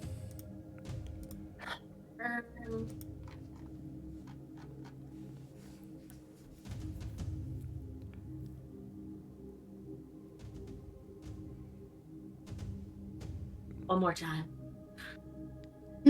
No. Those bennies are gone now. Oh. Yeah, but you didn't take 13 wounds, so I mean, I'd call that a fucking win. All right. Yeah. So, I do get to give you the option now. You have movement. Do you want to let go?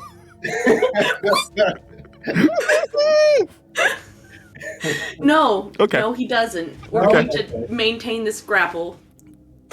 So it's not a grapple. He's not grappled. Whatever. Maintain this You're holding on. hug. Yeah. And That's right. Love yourself, Felix. and Dark Felix has removed his shaken. So with you hanging on, he puts his fingers through your hair, pulls your head back, and goes in for the face punch. Oh, you can't block without letting go. Oh, shit.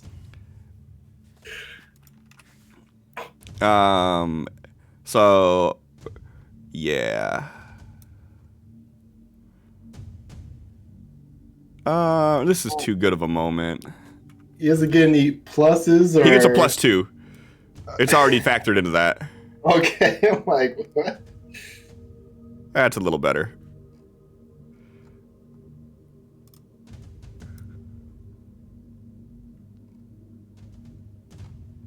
All right, it's a 12, which leaves you shaken. So yeah, he pulls your head back, your hair back. So as you're like holding on, looking down at the ground, you feel this tug of your hair and look up to see this big fist just coming down on it, just into your face. All right. Tal. Question, as somebody who's not usually a caster, for that failed cast of Smite, do I still lose my power points? Yes. Okay. Yeah. Just wondering. Yeah, anytime you spend the points and then you cast. Yeah. Got it. Yeah. Tal. You would hear like a ah!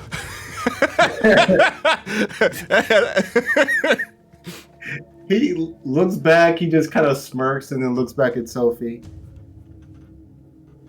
Look, I will make you a deal. If you agree to tell that big idiot up there exactly how you really feel and not hold back, and you know what I mean. I'm not talking about all that, what was it, fixing your shit? No, I mean, tell him how you feel about what he confessed. Then I will agree to end this.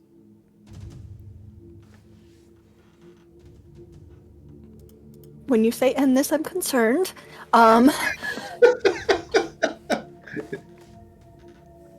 Also, I still haven't really processed how I'm feeling, so I need like a little bit of time. Can I have maybe a few hours to think about it? Yes. I don't think he's gonna last a few hours. I Mm, would probably make your decision pretty quickly. no, I mean, I'm making this decision. I will tell him. But I need time to think about to process the feelings into words. I can't just... Well, you feel something, you let the words come out. It's easy.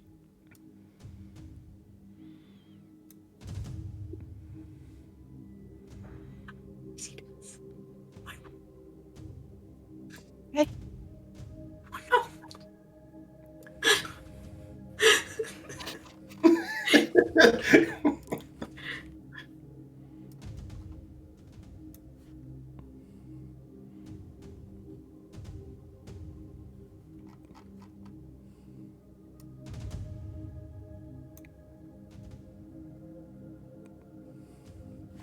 Oof.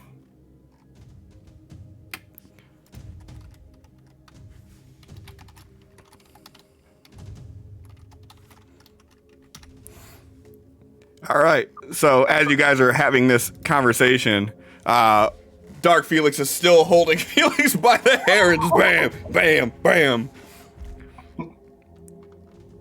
bam. So Sophie, you said okay? Yeah. Tal, it's your turn. But I didn't get to react or attempt to roll my shaken. Did it just skip right over everybody? Yeah. It. Well, round 8 started, and it's Dark Tal, and no one else has got a turn yet. No, Dark Felix was just wailing me in the face. That's Right, at the start of round 8, and no one else has had a turn yet. Yeah, so it's Sophie's turn. Yeah, now it's Sophie's turn. Because Cliff had said, Yeah, okay, I see Dark that. Tal, so I was like... Yeah, I'm sorry. Like, this thing scrolled weird, and it looked like it was Tal's turn next. But So I was like, hold up! Yeah, no, okay. Okay, Sophie, sorry. All right, I'll talk to him as soon as he's got a little bit of time to recover from being punched in the face repeatedly. How about now? And you have a deal. Okay. Felix remains shaken. Tal. Is that an okay? Okay. Yeah.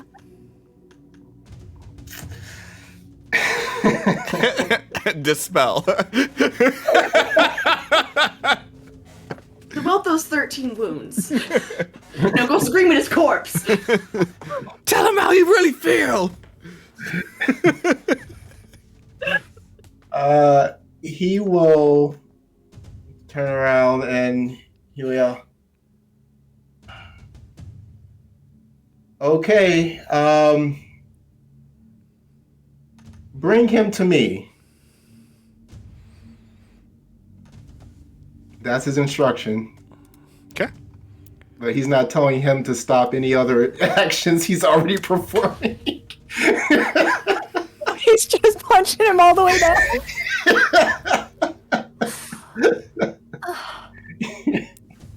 You have to understand, this man has been waiting for an opportunity to beat Felix's ass for a long time.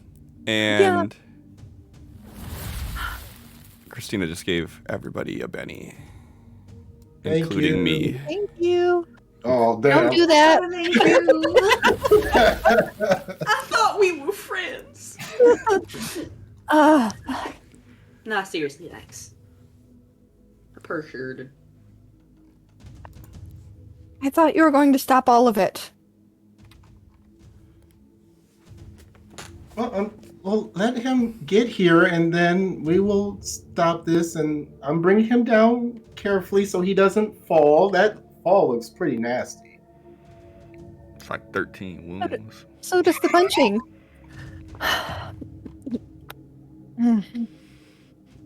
He's fine. Look at him. He's fighting, putting up a fight, sort of.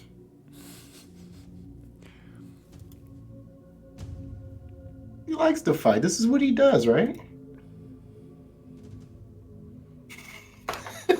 Sophie pulls. All right. Because he got a raise on the strength check, he is actually. Let's try this first. No, not that. This. Let's try this first. What the hell is all of that? To be able to move with Felix, like, he needs to be able to, like, grapple him and, like, control the situation. Mm-hmm. Because Felix is just kind of holding on to him right now. Right, like, he's just going to be flying because he doesn't have to do anything. He's moving himself because Felix is going to come with him. I mean, narratively that makes sense, but, like, mechanically that's not really how it would work, though. Because you're still moving someone against their will, which means that it would still be like that contested role. Not letting go of him. Okay, sorry, I gotta pee. I mean, sure, that's fair. Okay, well, because he rolled over, he got the raise on his strength roll. He'll move his full movement that round. So he is flying down towards Tal. Full movement would be 12. So we'll say that he's probably only like 6 meters in the air because he's moving diagonally.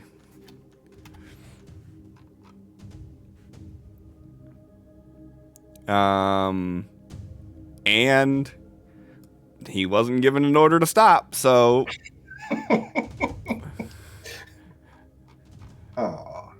Felix, you feel your body start to jerk as you're like moved. Like you feel him start to move down towards the ground a little bit, and he's still trying to punch you in your shit, and you're still able to evade and block, but you've overcome your shaking condition. It's nice, and we've also dropped below the 20-foot line. Yep, you are no longer vulnerable. Awesome.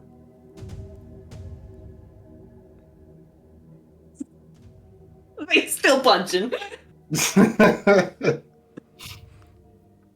Actually, let me do this though. Give me a notice roll with a -2 real quick.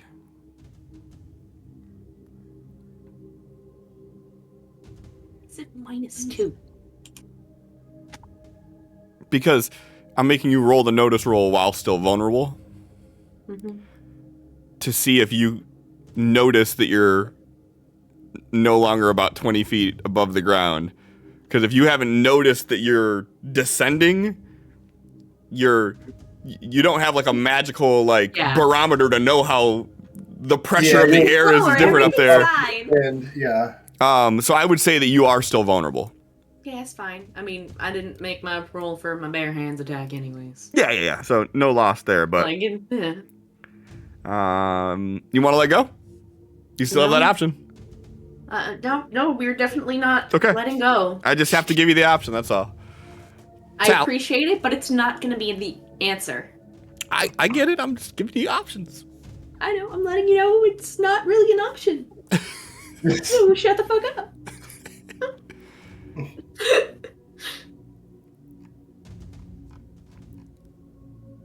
He's like looks back at that and he's like,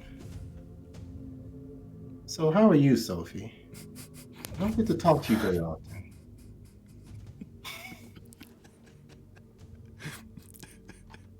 I'm feeling much better. But this is not the time for this conversation. That's good. Well, And it's your turn again, John, with a joker.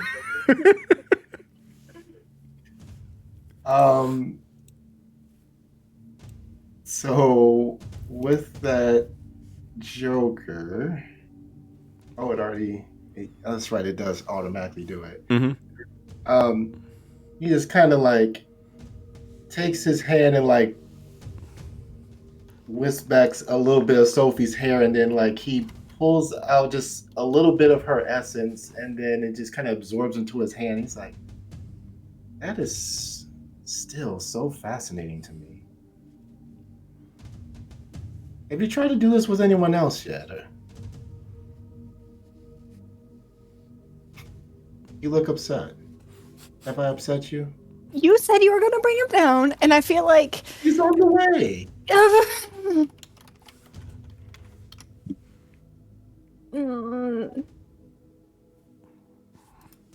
You sure you don't want to take me up on getting that drink?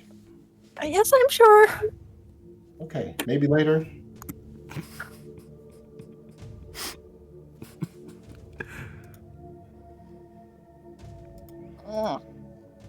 Felix, give me a notice roll.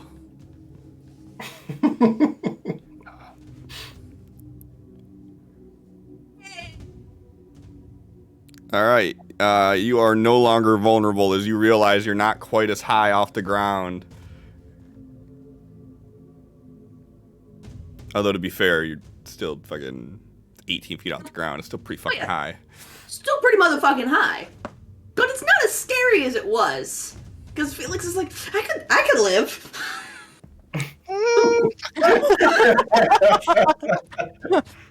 We'll just take half that previous roll. So that would mean that instead of 13, it would only be 6 wounds. I could live. I mean, you have a much higher chance of being able to roll a soak roll that would be able to negate that. Yeah, I know. I could live. It's true. One more. I want to get a good hit on this fucking thing. No. It's not gonna happen. I mean, you still got more bennies. You do. You got 2 more, actually. So many bennies this session. So close. That's it. That's it. It was so close, though. It was, but I'm not playing anymore. We're done here. Too bad you got 2 more hours. No, I don't.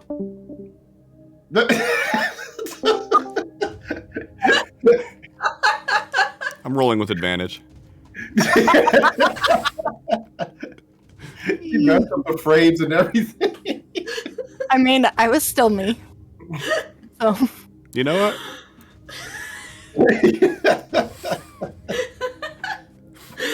Come on, that was funny.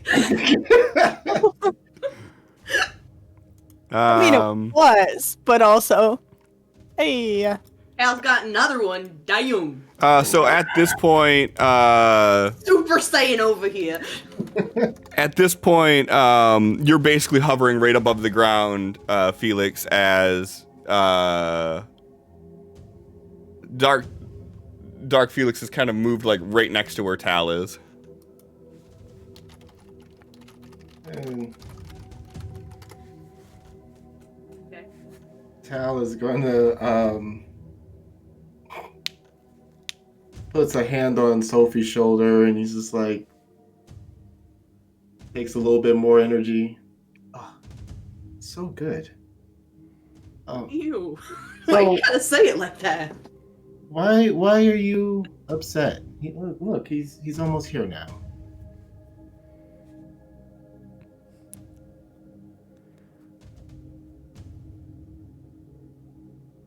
Because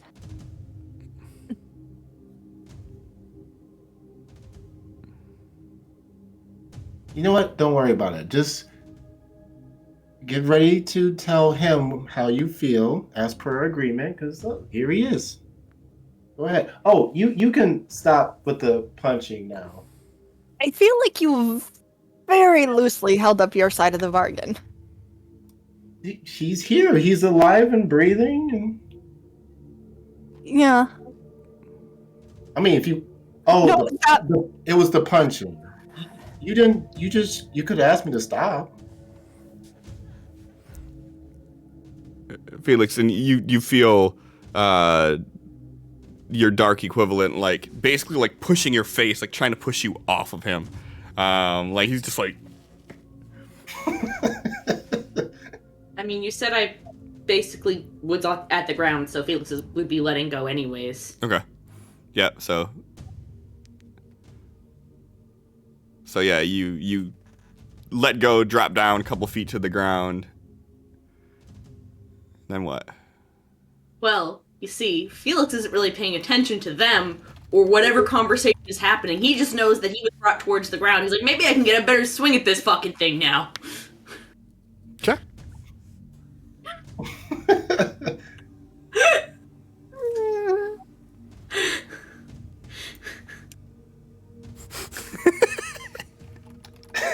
Damn, he's still trying, and the Sentinel's just like, dodge, dodge, dodge. So Sophie, you see them come closer. Dark Felix smushes Felix's face and pushes him as Felix lets go and like pushes himself back and just starts swinging again. But like, swinging at a fly that you just can't quite hit. I just assume Dark Felix just has his hand out at this point, like just pushing you away.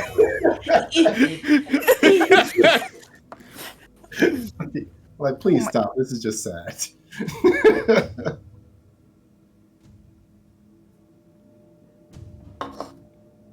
You want to get rid of that? I mean, it looks like he still wants to play with him, but I mean, if you insist, I can. Well, there's going to be no conversation happening while that. Well, I mean, that one hasn't betrayed us. But, it's fine. And then he just kind of hand waves him away.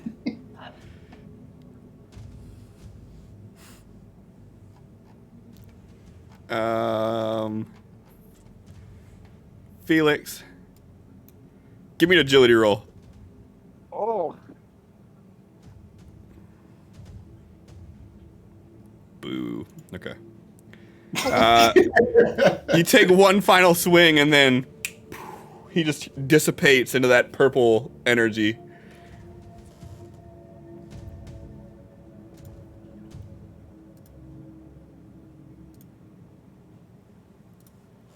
Felix just kind of like turns and faces the two, and he's just like kind of like rubbing at his eye, and he's just like looking at Tal, trying to assess whether or not that stopped because Tal came back or because other Tal decided it was done. He's just They're just both looking. I would imagine they're just both looking at you, and at this point, you really can't tell. If Darktail is smirking, then that's gonna be a giveaway. All parties involved, give me a notice roll. I don't like this. Felix, you cannot tell if that's Tal or Dark Tal. Sophie and Tal, you both can see like ligature marks and burns on Felix's neck. And one of his eyes is just swollen, like almost closed. And he's got blood running down his face. And he's just kind of standing there with this kind of hunched posture a little bit, like he still wants to go, but you know. Does he? I mean, you were still swinging a second ago, so yeah, you still thought want to that go. He was still defending. That wasn't a he wants to go. That's a I'm expecting this thing to take a swing. I'm still defending myself. Okay. Aggressively. Defending with punches, yes. I mean, Best a few moments defense is a ago, good it seemed offense. But yeah, so Felix, you cannot tell whether it's Dark Tal or not. his eyes just kind of like flick between the two, and he goes, "You done?" He looks over at Sophie. You're up.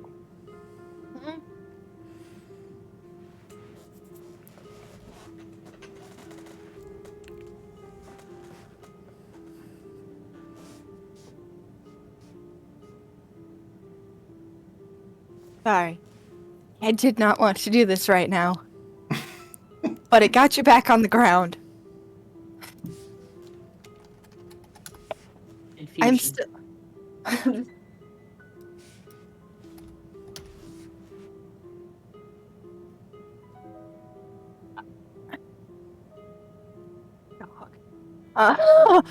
So...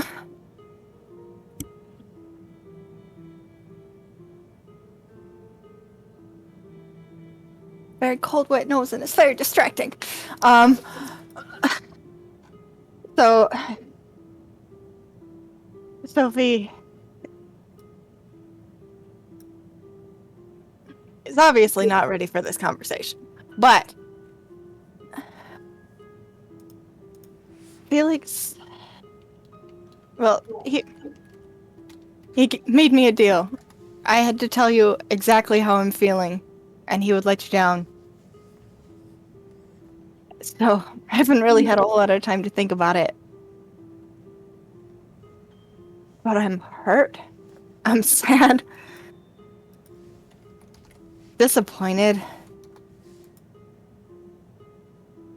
Definitely pretty pissed off and kind of disgusted. Like, the things we did, and I talked you through murdering someone in his sleep with his kids in the house.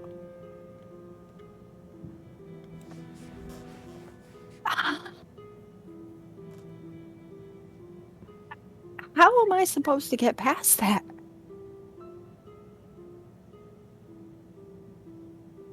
How is that not something enough to avoid?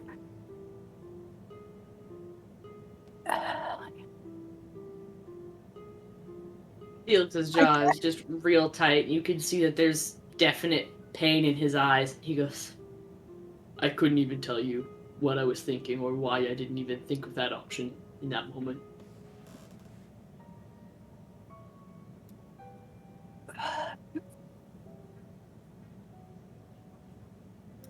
It's fabrication. Like, I know who your family is.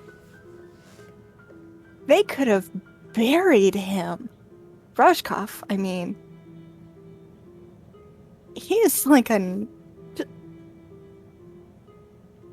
Sure, he's big, but...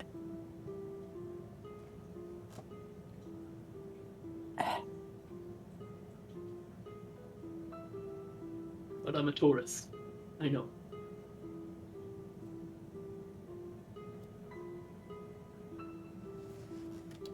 How do you avoid something so hard that you become it?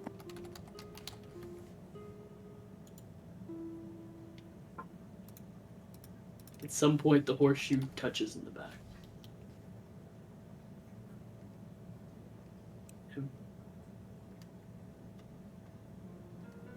can't say I'm sorry enough. Nothing I say or do will ever right my wrongs. All I can do is never be who I was again, because I'm not proud of that. And move forward and use every single one of my resources that I can to move forward from there. And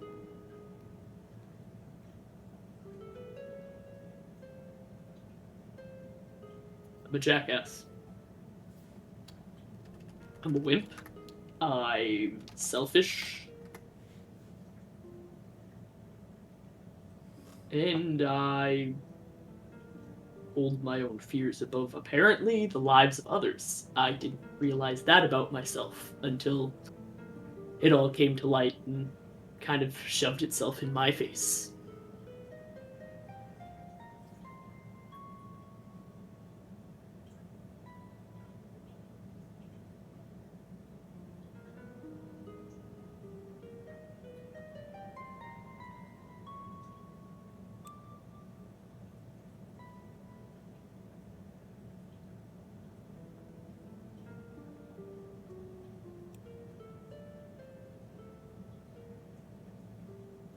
I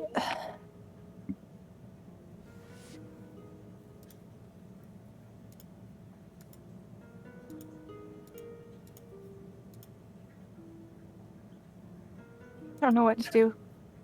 Sorry that I put all of your lives in danger and continued to leave Tiff in danger, even though there was a real fast solution that I ignored.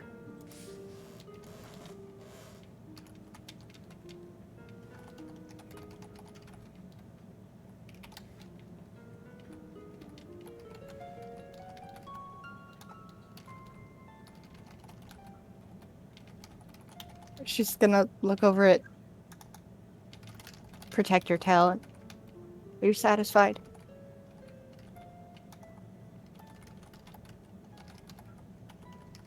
That should be adequate. And then she's just gonna walk away, back over towards the hovercraft. Felix is gonna follow her.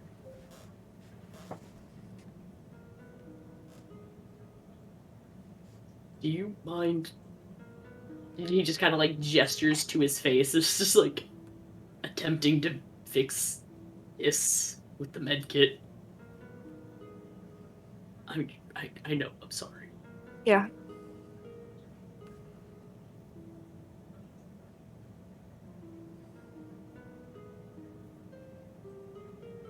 Yeah, she'll help with that as soon as they are back around the medical supplies. Okay, so you're gonna go onto the RV and get like the med kit to help fix his face. Mm-hmm. All right. There will be no eye contact while this is happening. At least not from one eye. Ooh. There's your Forrest Whitakering over there. Sophie, go ahead and give me a medicine roll.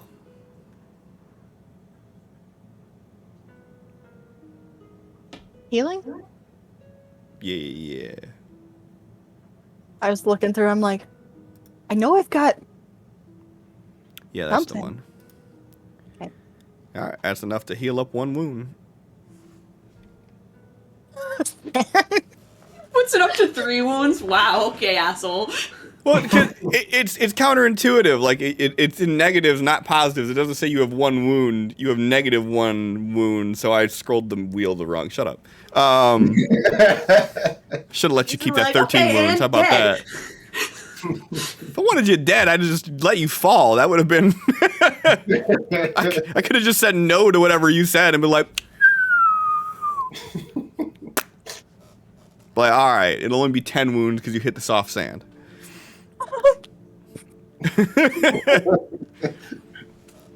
What is Tal doing while they're walking off towards the RV?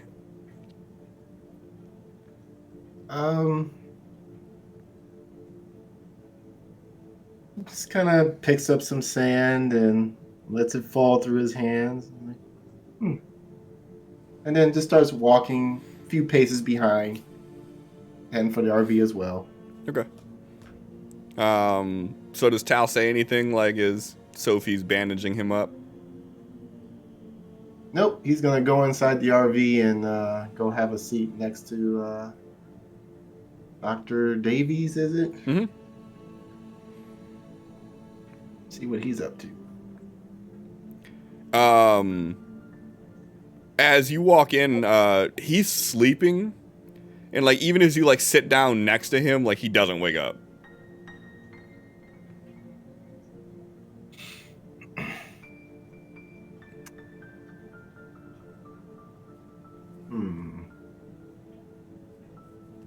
What's his attire looking like?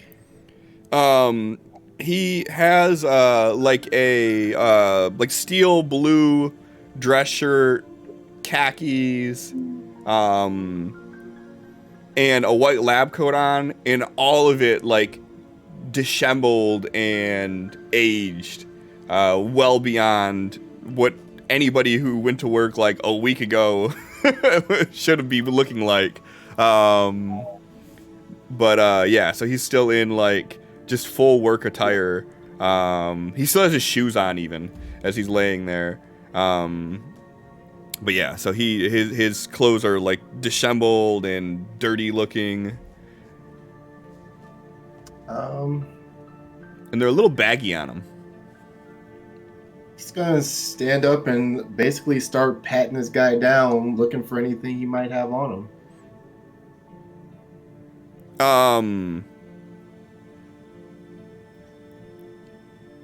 Are you looking for anything in particular? No, he's just looking to see what else this guy has on, because he essentially is thinking as he doesn't know anything about him, so he's just seeing if he's holding anything, has any weapons. As you're patting him down, you feel a wallet, you feel a pair of glasses in one of his coat pockets, and you feel a notebook and like a pen in one of his pockets. He wants to take all of these things. All right. Give me a agility roll at a -4, please.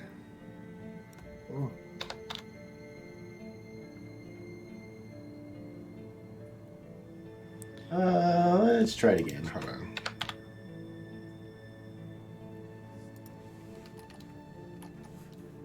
What is this? Okay, one more time.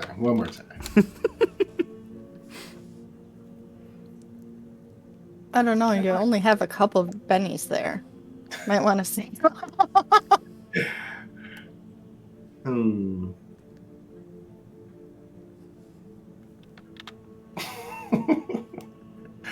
Why am I rolling so low every single time? Hey, don't maybe put a Benny maximum on this shit. We're done. As you go to pull out the pen and the paper from his coat pocket, you feel the sudden surge of essence as it launches you across the bus, and you slam into the wall on the other side. Let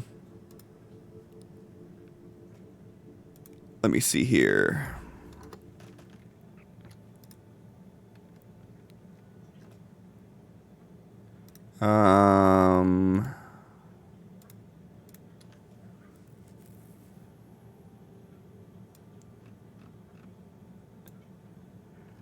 Taking a wound. Do you want to try to soak that wound? Yeah, let's try and soak it. Yep. Which one do I drag it over? You think you could just drag it right over your wounds? Okay. I think he's good. Yep. Yeah, so you just in the nick of time after feeling this essence realize that you may have just triggered something, and you brace yourself as you get launched across the bus and you slam into the wall, and this does wake him up. And like, Tal looks up with this smile on his face. He's like, "Oh, good. Now you're a threat." He stands up and he starts holding out his hand as energy starts forming in it. He looks at you and he just lowers his head, accepting his fate. What is that? But everybody on the bus, or on the RV, you would have heard this racket happen. I mean,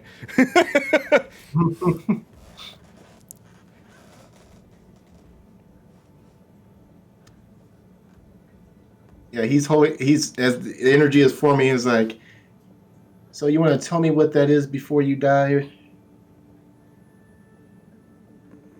that's a safety measure. Safety measure for what? To make sure that this doesn't get in the wrong hands. And who is the wrong hands? Anyone other than me at the moment. Uh-huh.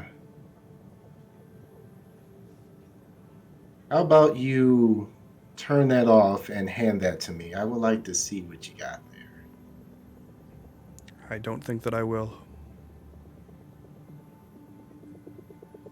Damn it, why did you have to say that? Also, for the record, Felix and Sophie, you're like We're on the 10 bus, feet right? away from this happening. Yeah. Dexter, you want to fucking not?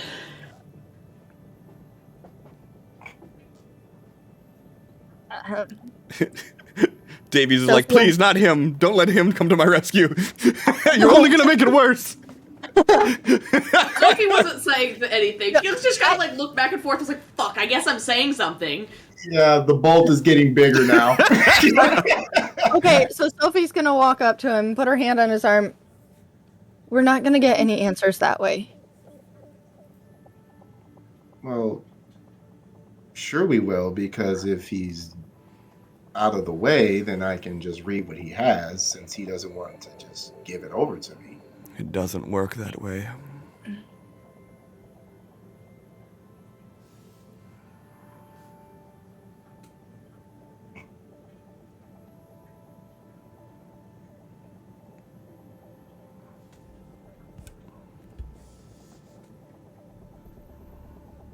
What are you willing to tell us? She's asking. I'll tell Okay. you whatever you need to know. I have been nothing but forthcoming since we met. I have nothing to hide. And I don't have the strength to fight. Not now.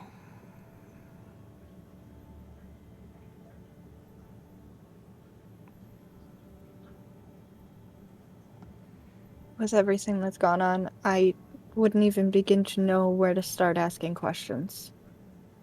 But what you have in this book is obviously important and very worth protecting. I'd like to know more. This outlines observations, studies that I've done surrounding the essence, understandings far beyond what humans knew. There's things that we could probably teach the aberrant about it from a scientific standpoint that they don't even know. But in the wrong hands, it could be used as a very detrimental weapon. And he turns and looks at Tal and he goes, and I have safety measures in place to prevent that, both in my life and in my death.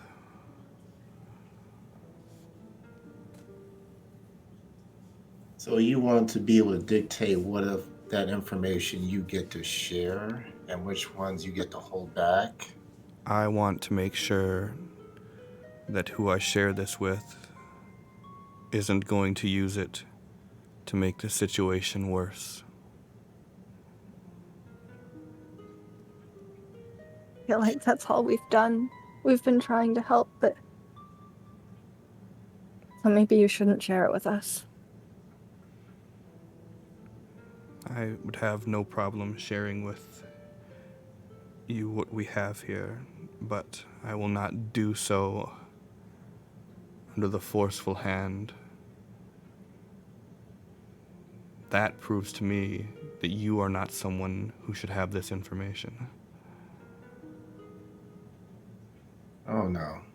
I don't want it for myself. The problem is that you are tampering with people's life essence. That is forbidden amongst my people. And you claim to have this information that not even those of us that have been practicing this for a lifetime and passing down the information from one generation to the next. From a scientific standpoint, I do not claim to know more of this than you do. I am not that arrogant. He But explained he needed his life. He needed the life essence to get us out. If I hadn't given him that, then X and I, nor he would have made it out. due to whomever it was I was speaking on the comms being aggressive and belligerent, it delayed the amount of time that I had to hold the elevator power. I was controlling that power myself. That extra time made it where I didn't have enough to get them back up when they got down there. That is why I had to borrow her essence. I fully explained this before I did it. I would not have taken someone's essence without them willfully volunteering. No, I understood all that, and I was listening the whole time you were explaining that. My problem is that you are holding secrets that only you have access to in this little notebook. Correct. And you want us to just let you come back around the rest of our people, not knowing who you are, what your background is, or what you intend to do with those secrets, or what those secrets can do. That, to me, is dangerous. Then So if you're get saying me that- out of here and I will be on my way. I appreciate all you have done for me here, but I am not going to give up what I know here to someone who is threatening to kill me. If you can't appreciate that, then it just tells me that we are on different wavelengths of thought. If I look like a threat to you, then I understand you have to do what you have to do. As you said, you're not able to fight yet until I'm sure you've absorbed other people's essence and life essence. And then who knows what you're going to be able to do or what your motivations will be. I understand what you are saying. I can give you my word, my intent is not ill, but it is ultimately up to you to be the judge of this, and apparently jury and executioner.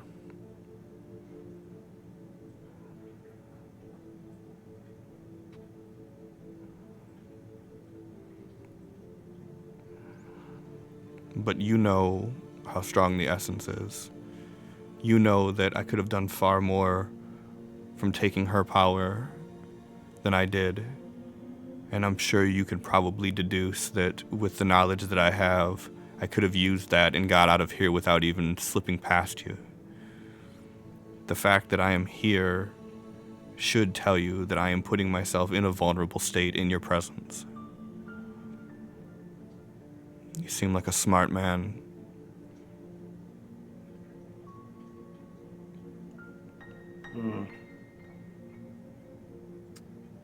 Unfortunately, flattery doesn't really work on me. And then he casts his spell. Okay, puppet, not blast. We're good. I was like, this motherfucker? Mhm. Yep. Me too.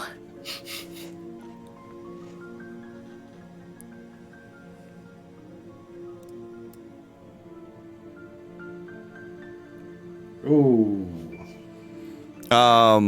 So you win, but not by a raise. Okay. All right. This should make you a little bit more cooperative. Now, how about you go ahead and open that little notebook, and you tell us what's inside. No.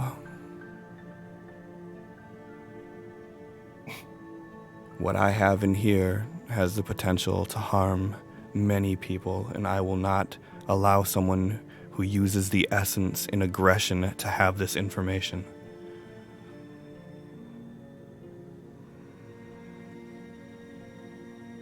He looks over at Sophie. I'm sorry, I don't mean to upset you. And can we stop this? He just said he's willing to answer the questions. How will we ever know if he's answered all of our questions or told us everything that's in that book? Because each time he's told us something that's in the book, he opens to the page he intends to show us. So there's that.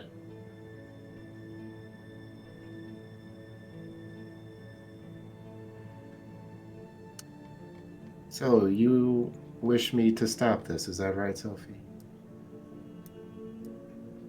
I wish to be able to talk to him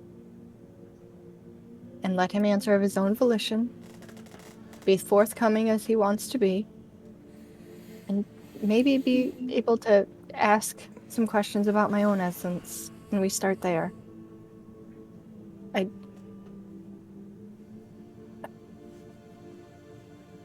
don't think we should jump to this. We may not have a lot of time. No offense, but you're not looking very Right. healthy.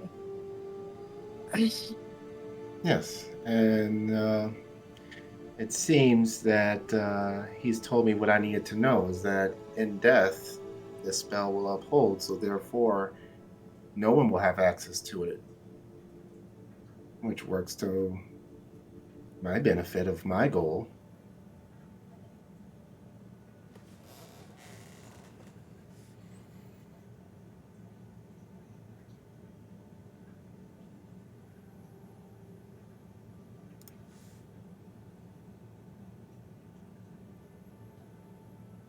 I want to know enough about what I can do to not be like the ones Tal told me about. And if he can help with that, We have plenty of people that can teach you how to harness your essence, and but what he's told me about this type and how it was treated in the Great Garden, I just...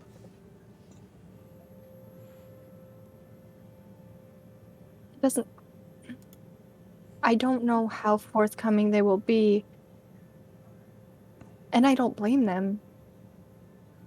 Because why would they give someone who is not one of their people the knowledge that could be used against them?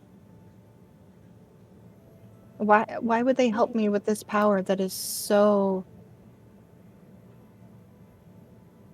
easy to abuse? And has been, and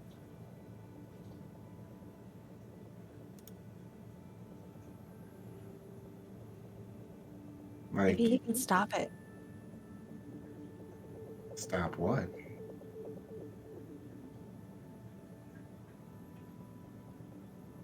What I can do. Maybe I can just... Like when you came up and you touched my hair and you got some of my essence, maybe I can continue to be like an essence battery for Tal or something. It's not the right word for it, but rather than having this power that can be so terrible, maybe I can shut it off. And then I won't even be tempted to... No. See, you are treating this like a curse or a burden. It is... I know that it's such a beautiful thing, and it can be. I'm afraid. Yes. We usually are afraid when we start coming into using the essence. This is normal.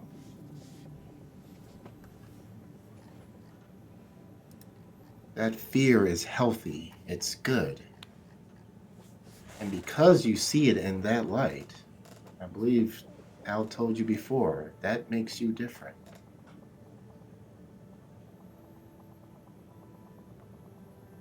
I know that Tal said it, and I love Tal. I absolutely adore him. He sees the good, always. And I'm just afraid that that's what he was doing. Can I even live up to that image that he has? Is that even me? Or is he just seeing what he wants to see? Like a bulletproof hero. Sorry, that was not supposed to be out loud. Look, in our last little gunfight, he watched a guy put a gun in the back of your head and pull the trigger, and you just shook it off. So, apparently he was right about that. His And gun jammed. I'm not sure what your guns do, but that sounds painful. Sophie, I believe he's right about you too. And it's, believe me, I know the inner workings of him. He's not being foolishly optimist. He is going based off of his own experiences, his own evidence that you have shown him. You were the first person to show him kindness when he was feeling the most lost. That is the person that he sees. The person who opens up her home to him when he has nowhere to go. Your abilities are not a burden. He points down at Felix. That is a burden. You are not that.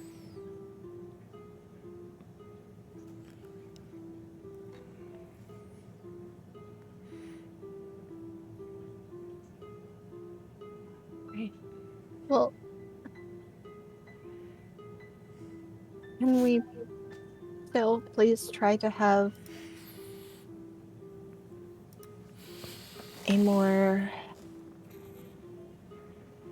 peaceful conversation? I understand that you want to protect Tal and your people.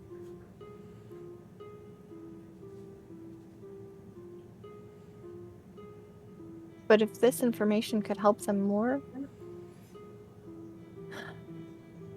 but I don't know. Maybe it's not my place. But I would like to know more about this research, this information.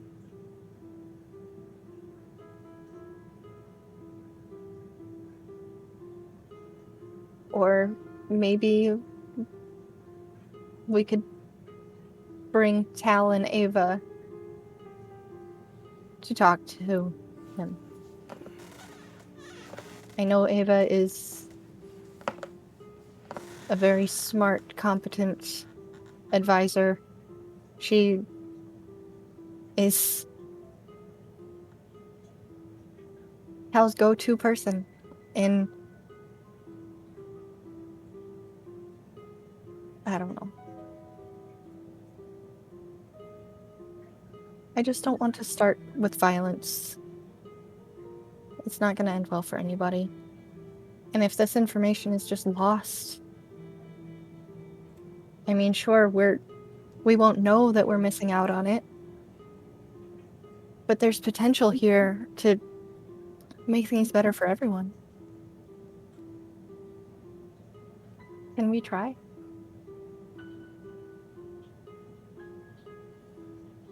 Now who's being optimistic? It's a good thing. I like it. Hal's been a good influence.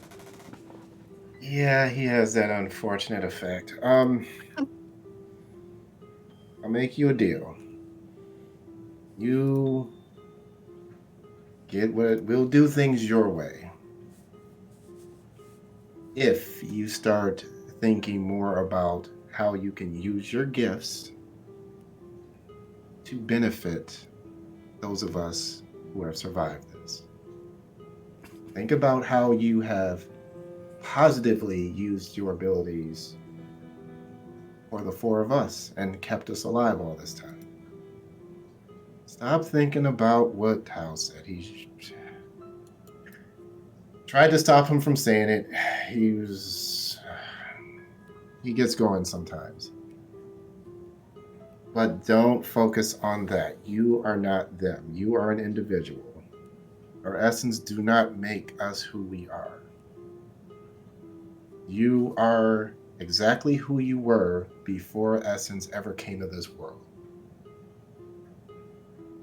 And I know what it's like to look at a reflection and see a face that's not your own. I get it. But just remember, you're still you. That's what matters. As if you were a terrible person before this, then, well, then you'd be the person that you were so worried about. I mean, I guess I don't have to worry too much. You'll protect Tal. Well, you apparently are paired with him in some sort of essence way that I don't quite understand. So, my job, kind of, in a weird way, is to protect you as well. So if you wish this old man stranger to live, then so be it. Thank you.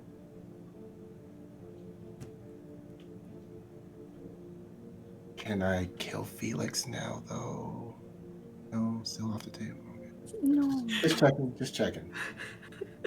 Felix is definitely like chuckling about that portion. Even Felix was like, "God damn it, this guy." The doctor's eyes kind of like squint and look over at Felix and look back at Tal. I wouldn't even.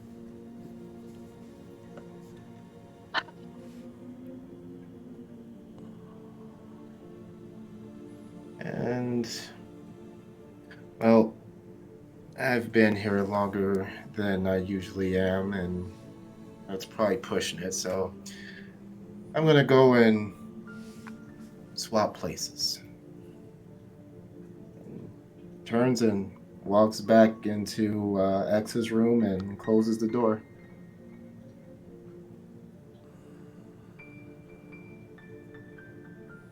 God, he's exhausting.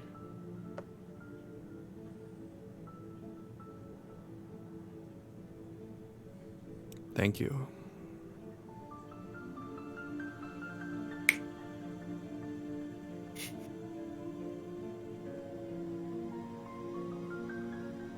There's been enough death. I would have spoken up more if I thought my words would do anything to change his mind. Yeah, I don't sense that you and him are on the best of terms. He looks over with his one swollen eye. He's like, "No."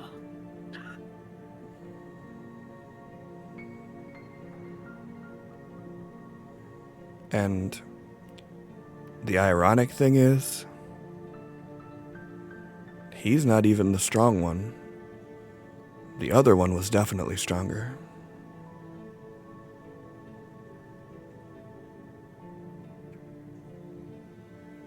He just has the will to do the more violent things, the things that, finger quotes, need to be done. Or maybe he's protecting you from what could happen if the other one unleashes his full power. How can you tell? I mean, I suppose years of research in that book But I don't know. I can pick up on it. I can read it. Almost like reading a book. What are you just like sensing his aura or something? I guess that's a way to put it. I'm a man of science, and I like to be able to explain things with reason, and I cannot explain this with reason. Perhaps there's a fluctuation in the electromagnetic field. That's your other friend.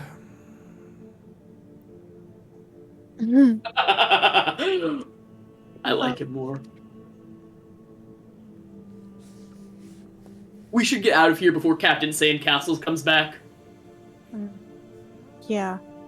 How many other things were there that we needed, or that were out by the building?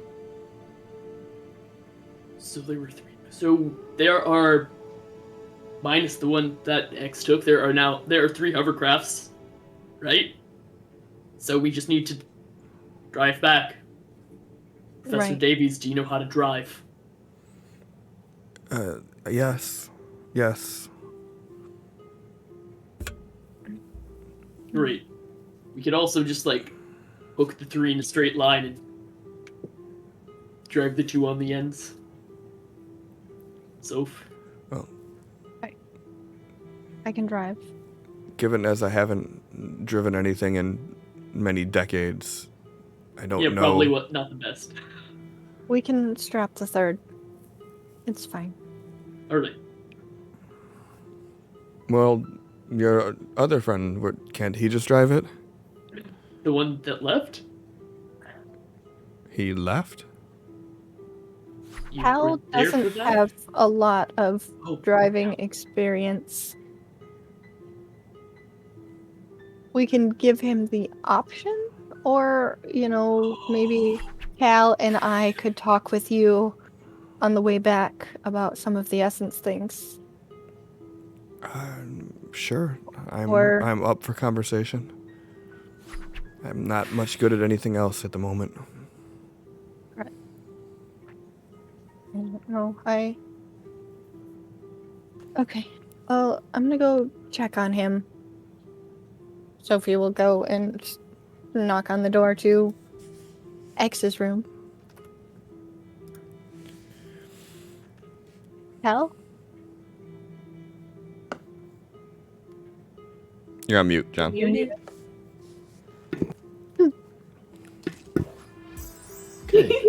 It worked that time.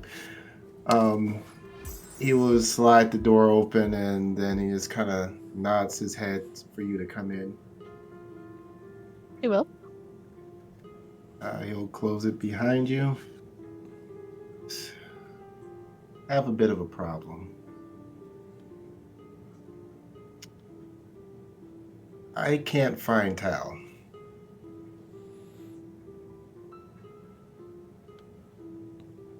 What?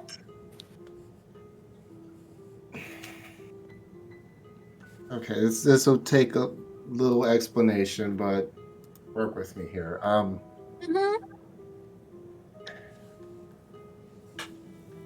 So your mind, visually speaking, is kind of like a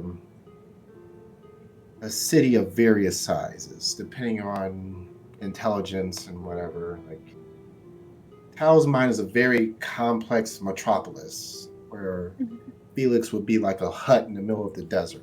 I was waiting for it. I knew it. I was like 2 tiny huts side by side.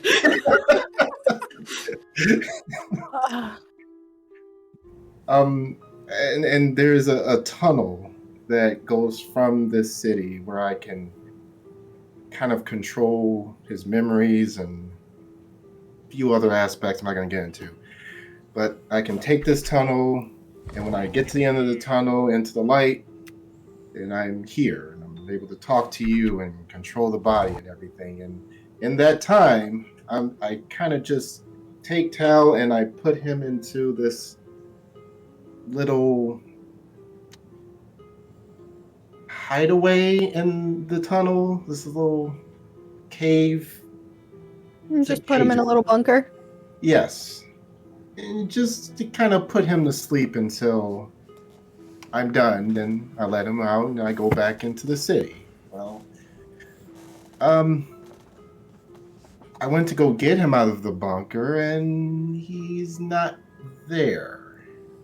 Has this ever happened before? No. But he is very smart and I've been getting the feeling more and more that he has detected that I exist, but he doesn't exactly know what it is, but he's been kind of resisting me at times. Like, there's plenty of times I want to step in recently and I couldn't. It kind of He's getting started. stronger. Yes, and putting more obstacles in my way, and he was kind of fighting me without knowing it. But now I think he is learning more, as it's not just the fact that he's missing, but the tunnel is caved in. So does that mean you can't? I can't.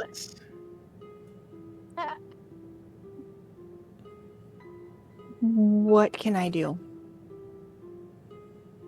How? I'm sorry to say, but this is out of my hands. From what I could tell, he tried to resist the last time when I brought you back here to rest. Mhm. And I told you that when you wake up, he would be here. And when I went to get him out, there was all of a sudden an earthquake of sorts. And things got kind of fuzzy for a little bit, and I felt some resistance. And then we passed out. So when you saw him next, he was probably what appeared to be sleep.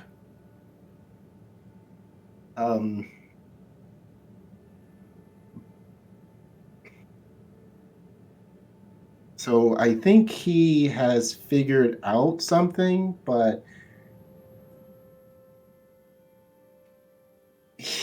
from what I can tell, the cave-in happened from the other side. So he must have escaped, and instead of taking his body back, he went into the city and blocked my ability to go in and interfere or interact in any sort of way. So it's kind of up to him when he decides to come out, or I'm assuming he knows how to come out. I don't know. He'll figure it out very quickly, I'm sure. And you.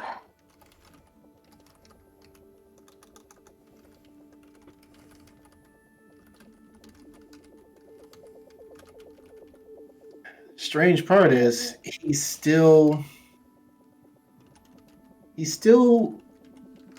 somewhat like he's put limitations on me of sorts.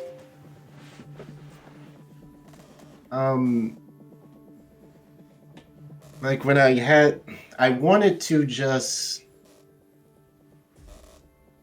when I had that loophole where, I figured that Felix is dangerous, I just wanted to just end him right then and there. But I couldn't. So I had So you to summoned the other Felix. exactly. Okay. I And summoned someone who could and had to use the specific wording of instructions to remove the threats from Tal. Because if I said kill Felix, then I'm sure it wouldn't have happened. like or a he would've- shutdown, just Yeah. kill switch that he is. Kill switch.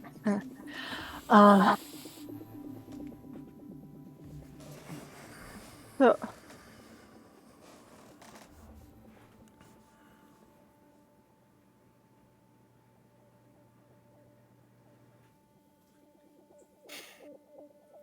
So I wish I had more answers for you right now, but this is kind of uncharted territory for me, which is not something that I'm used to either.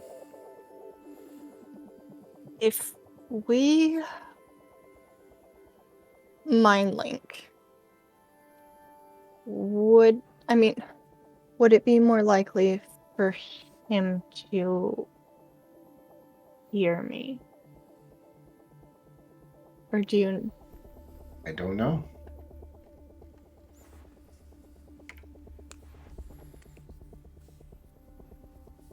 I'm willing to try.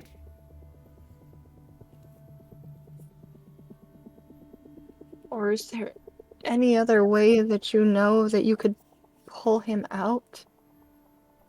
The only way that I knew was the tunnel. Are there any doors you can open? Or... I'm sure you've already tried this. And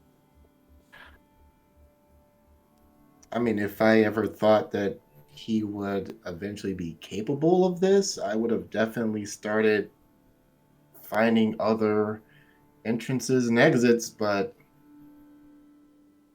it's never been a concern, so why would you... exactly. Right. I think with how sweet he is, we may all have underestimated him. I know he's strong, but sometimes I forget.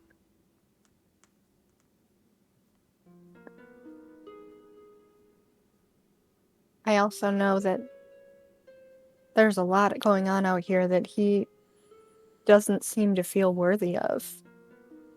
So maybe he's also hiding?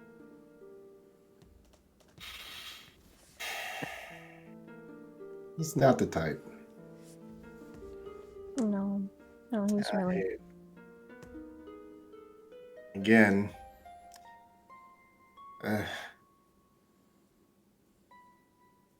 any person who would run from anything would definitely run from a dragon, and He ran for that dragon. Yeah, you're right. He doesn't hide. He just grabs his support and faces it. Or goes off to protect those he cares about. So, I think what was happening with you with the life essence, the X taking off, and his faith in Felix shaking, I think I probably should have pulled back, but I was only trying my best to keep him together.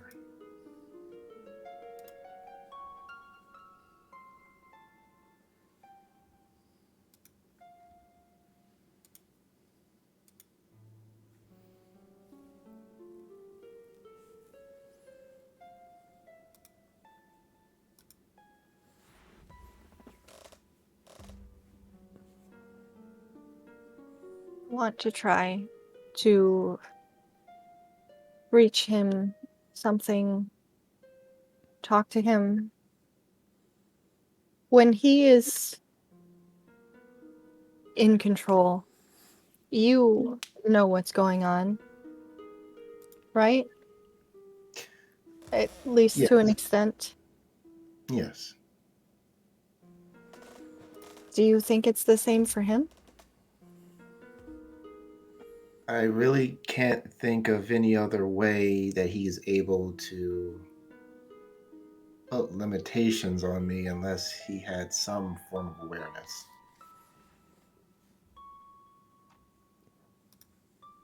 Okay, so what if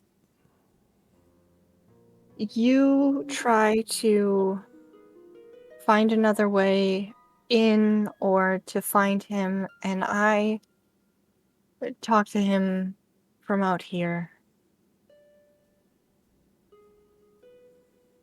maybe if we work together, or maybe you can find him in there and talk to him.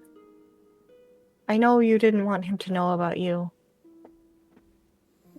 but with secrets and not knowing things, that just keeps coming back to cause problems for him. I think,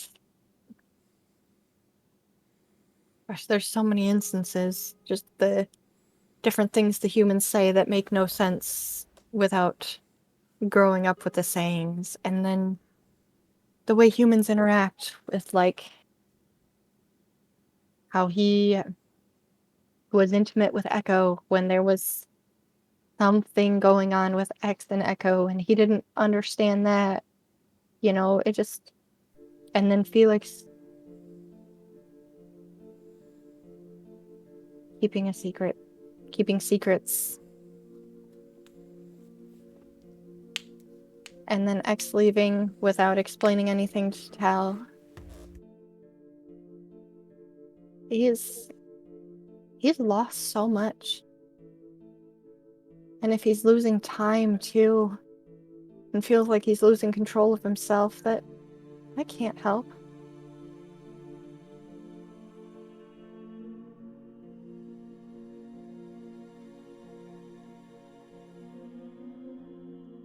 What if I try to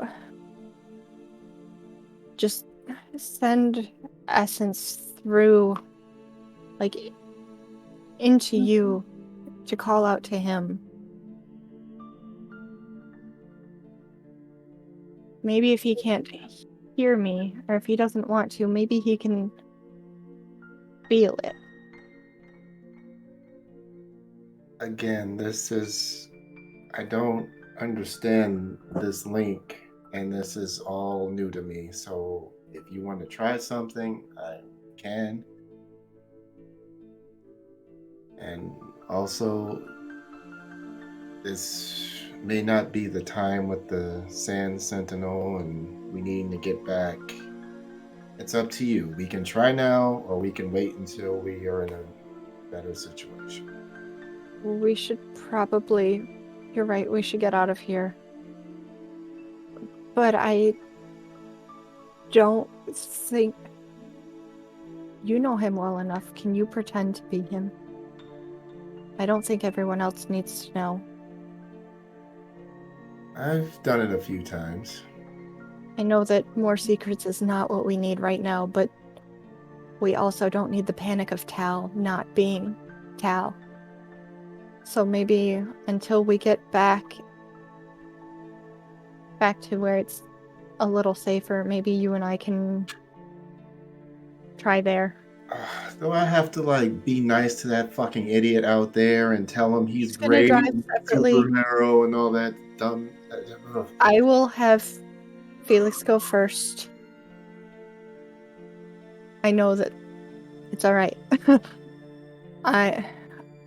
I'll have him head off, or start working on tying the hovercrafts together. Maybe it'll be easier to have him tow one and then the three of us ride together, rather than having all three tied together.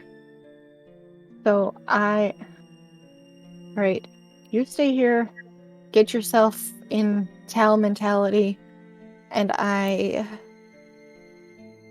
will let you know when we're ready. Okay? Oh, you ask a lot of me. I know. I want to protect him too. And I'm not asking you to be nice. That's why I'm gonna keep the space. Alright. For you and Tal, I will be as nice as I can be to... Gonna grab his hand and be like, I know. Thank you. And then she's gonna head out and relay the plan to them. You go back out and you see that the RV is empty. Perfect. Okay.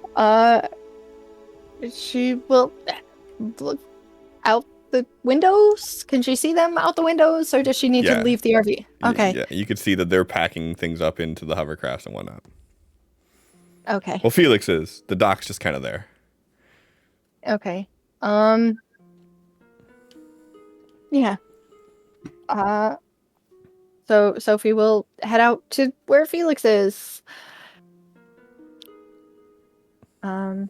Felix is like just finishing tying them all together. Hey, Sophie, go ahead and give me a performance roll. Hey, Felix, go ahead and give me a notice roll. Okay.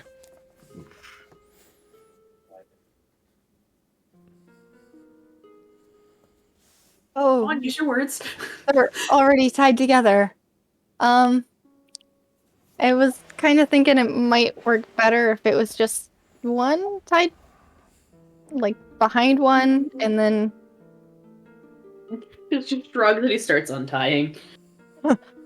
Okay, and then, maybe you and... Professor Davies. Professor Davies, that's the word. Maybe you and Professor Davies can ride in one, and Tal and I will ride in this one. And then we can just... Then we're... both have extra eyes for what's going on around. You know, he's not going to be able to drive, but maybe he can help keep an eye out. And then... So, sounds good. Alright. Well, yeah. And we all know the right way to go, so if you want to head out, I'll go grab Tal. We'll be right behind you. I mean, I still gotta tie them correctly now, so there's, you know, the one with the toe behind and the one that has another hovercraft behind, and yeah.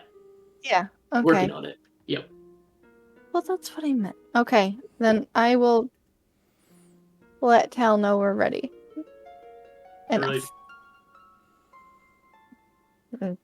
She go get Tal? What? Okay. So yeah, you go get Tao. And then what? What's that for? Don't fucking worry about it. I'm worried about it. Sand castles, relax. She will... Alright. Okay, Tal, we're ready. You know, Felix is retying the hovercraft, so there's one with the toe behind and one with the hovercraft towed behind. And he and Professor Davies are gonna ride in one, and we're gonna ride in the other. So... Oh darn, I wanted to try my hand at driving. That looked fun last time. You know what? We'll get there. I mean, Towel and the gang, they got to fly and everything. That was pretty exciting. Maybe that will bring Tal out. Yes.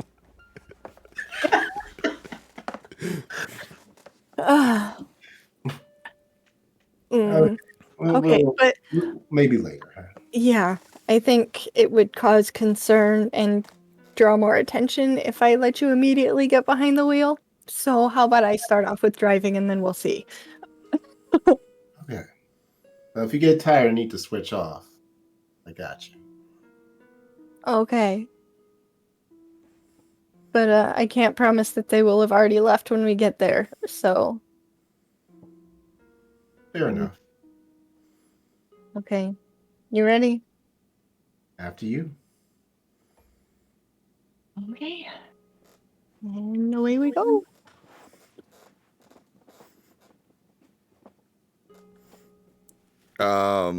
Just for fun, Felix, go ahead and give me an agility roll. It's not the crit fail, that's all that mattered.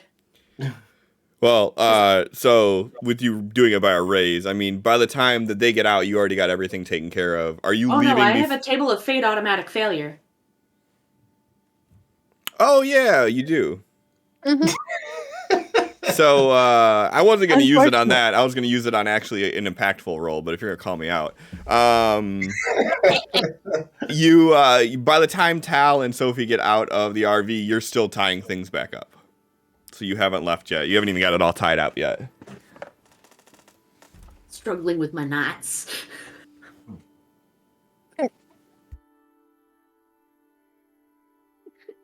Or not.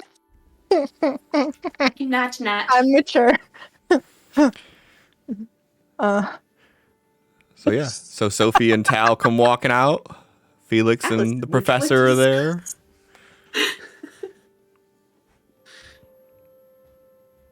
Al, you're so cute. Oh my god.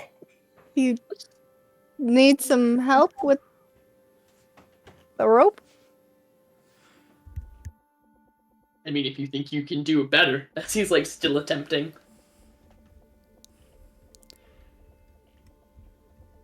Yeah, you could go ahead. That he's not gonna fight you. Yeah. Okay, then I will assist or try to do it better. Well, which is it? I would like to just try do it. Sure. Give me an agility roll.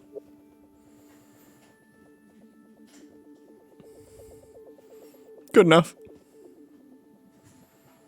She just walks over and just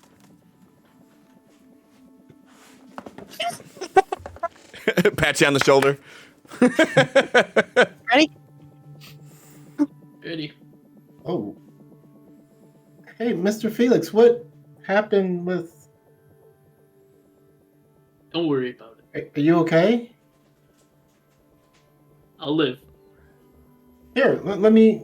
No. He started... Huh? No.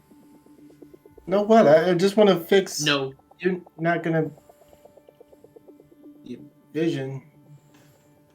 Felix is getting in the hovercraft. Okay. He shrugs and then gets in the other hovercraft. Sophie will go get behind the wheel of the one that Tal is in. Tal, give me a notice roll.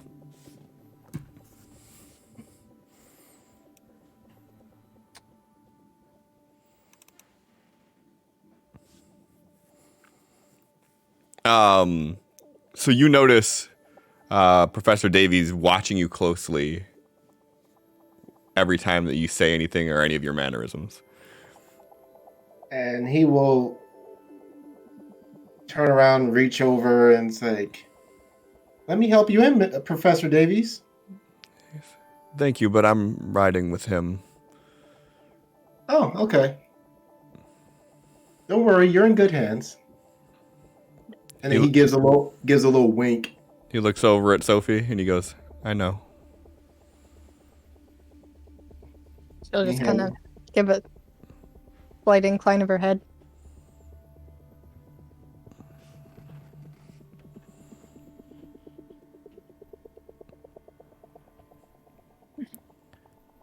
He kind of climbs in the back of Felix's and I'm good to go when you are.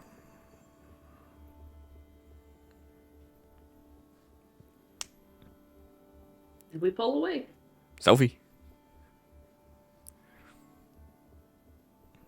Ooh. Just a regular roll? Wow. Ooh. Right? But I'm not going to Benny it and crit fail. You know, fun. All right, so you guys pull out. Are you following behind Felix? I mean, probably-ish. Within line of sight, but not super close. Okay. Or do we want to follow Felix's navigation?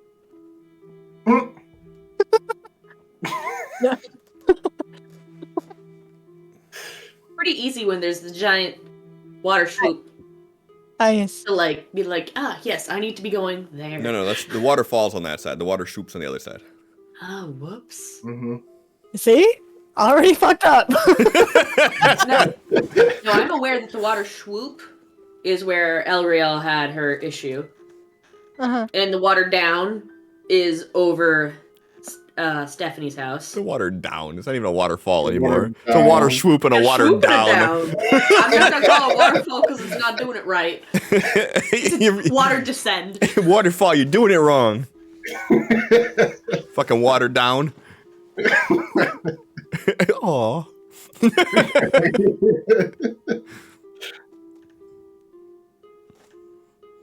All right. Yeah, so you guys are driving through and about 20 or so minutes into the drive, you start seeing storm clouds forming. Tal, for you, these look completely normal. Felix, Sophie, to you guys, these clouds look very weird. They're actually like forming in like a circular rolling motion. Like they're building upon themselves and growing bigger and bigger.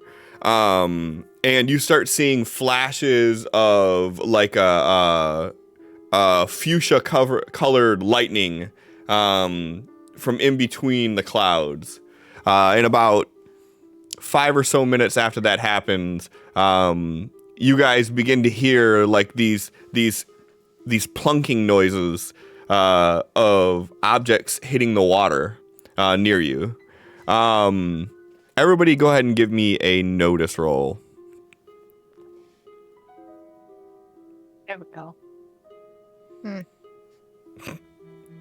You're just humming because it's the same as Felix's, and he doesn't notice shit usually. Dang, you're just gonna be as good as Right? Felix? I know. That's some bullshit. You're just gonna keep that too? He's a very observant driver. Since when? Not with That- directions, but with his surroundings. He's Um, never gotten in an accident. So you two are in kind of high alert by this. Tal doesn't really seem to be paying much attention to it. But you notice that there are these large objects that are like plunking into the water that you thought was hail at first. Until you see one of them land in the hovercraft next to you, and it looks like a diamond, about the size of a golf ball. It is raining these crystalline diamond objects from the sky right now, and as it starts to pick up, it begins to like come down more and more frequently, and you are seeing this hailstorm of like diamonds. And with the setting sun off in the distance, the light is kind of twinkling through it. So as it is raining, you're seeing like this glisten of light beaming off of these diamonds as they fall to the sky.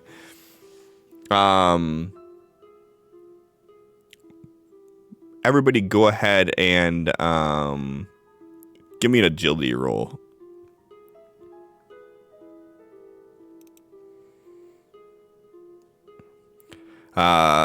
And you guys are careful to protect yourselves as these things are falling down. As it becomes more and more frequent, and you're just seeing them. And by the time you guys make it back to the settlement, you have in yesteryears you would have had a small fortune worth of diamonds that is piled up in your hovercrafts.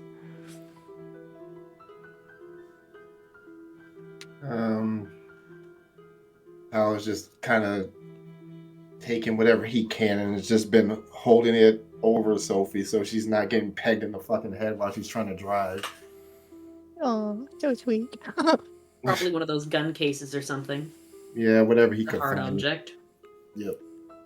He's holding a gun over her head. I mean, it works, I guess.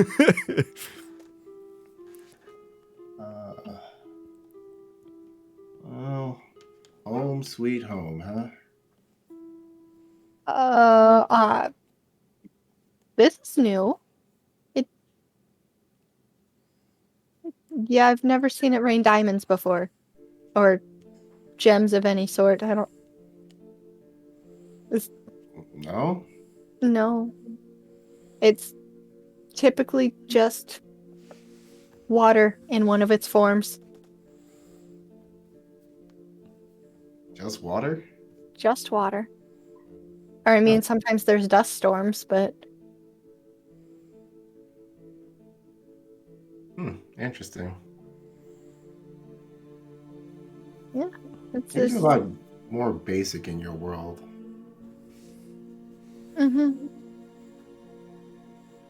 And as you guys are pulling up, they have like the makeshift like docking area that is built now. So when they see you guys pulling up, you see a couple people scurry down and open up these like wooden like privacy fence gates that they have built out of like the leftover plywood and whatnot, as they pull you into like this makeshift dry dock for the hovercrafts to park in, and then they close the door behind you. And you guys notice that X's hovercraft is not there.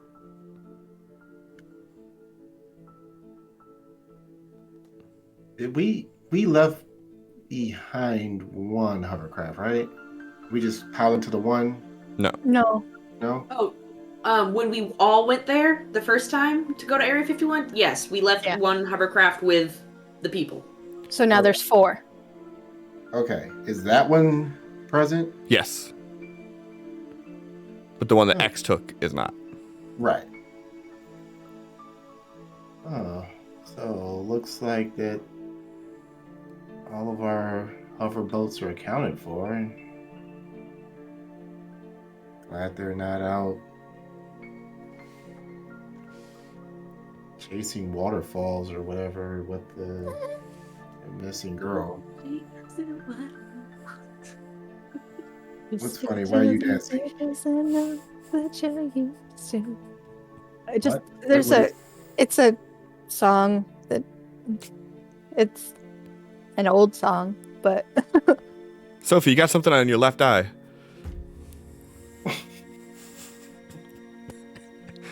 She Wow. totally missed that. Wow. Just Wow. wow. Fuck you. Oh, you know what? You're losing a Benny for that.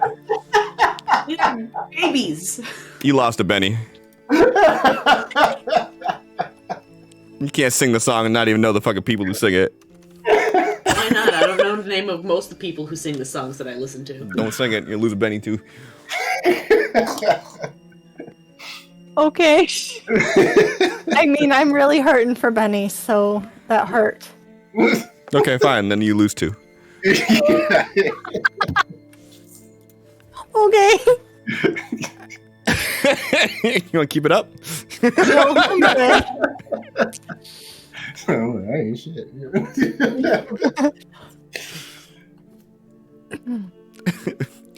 Well, that's, Grounded for 2 weeks. right. Guess we should go speak with Ava, huh?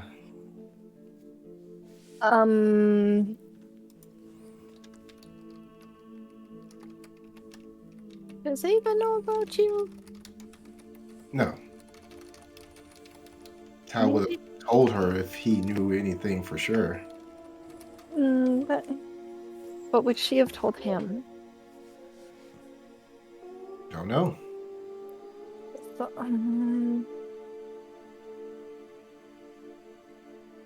okay. I just.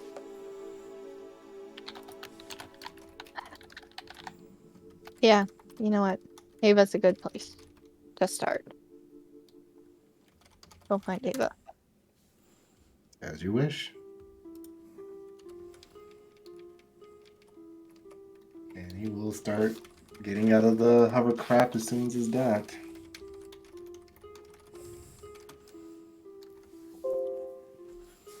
All right.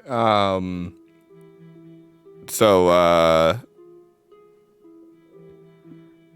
as you guys pull up, Professor Davies is looking over to you, Felix, like, so is there anything going on here that I could be useful towards?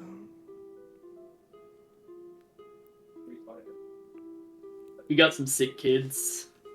But we also have a couple doctors and nurses because we grabbed people from the children's hospital. I'm not that kind of doctor. I don't know what your specialty is, so figured I'd ask.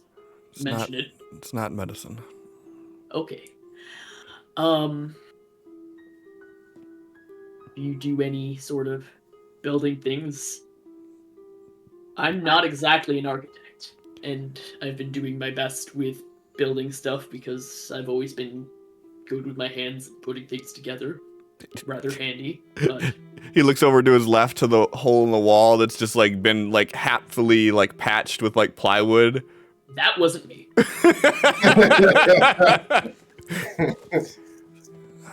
I wasn't making any assumptions. But You I need assistance getting up that ladder. do I? Yeah, I don't know. Sophie seemed rather weak when you took her life essence. I wasn't sure if when you gave it back you'd also be in a weakened state. I certainly am. I think I should be okay. But if you I'll go up directly behind you just in case. How's that? that'll be perfect. And to answer your previous question, I'm quite adept with building things, yes. Perfect. But I'm gonna need to rest. Oh, absolutely. I'm not. You're more than fine to rest, and once you feel comfortable as a member of the settlement, you're more than welcome to fall in and do what you'd like. I appreciate you asking what you can do to help straight away. But Well, I don't know how long I'll stay. I don't get the fondest impressions that I'm welcome here, but oh, that's just other Tal. He's much. I'm assuming Tal and Sophie have already gone up the ladder. sure. Because Felix wouldn't have said that with Tal right there. Well, I don't assume that like they're sitting there staring at you or anything. It's a dry dock. It's a pretty decent sized building, so I mean, Yeah, and Sophie and Tal are probably not wasting any time trying to go find Ava. Find Yeah. Ava, and then find a quiet place to find Tal, Yeah. is Sophie's plan. so yeah, I'd say it's fair to say that they're not there overhearing this conversation. Yeah. Felix is making sure that the hovercrafts are all good to go and tied up, and he's looking rather faded, as well as emotional exhaustion and physical exhaustion. Boy, has it been a very long fucking day. He goes, More than willing to help you find a place to sleep, but I'm not really gonna stay awake once we get up there. I'm going the fuck to sleep. It's been a day. That it has. Well, he grabs like one of the bags from the back of the hovercraft and kind of like slings it over his shoulder. I'm ready when you are. Felix grabs some of the stuff too, and up the ladder they go, I suppose. All right. So Sophie Tal, your first matter is you're going to talk to Ava? Like, are you like beelining it for her? Or are you guys gonna like powwow first and have a game plan, or? I mean, what we need to talk to Ava about is the Sand Sentinel. So I guess we can like quietly discuss things on the way. I don't know. But yeah, just kind of. My thought was try to find Ava. Okay. Tal? Cliff, what was Felix's little friend's name? Igor? Digor, that's what it Oh no. I was gonna ask why before I answered, but okay. He's gonna be looking around to see if he sees Daigor on watch. He actually greets you both at the top of the ladder, and he's like, "Where's X?"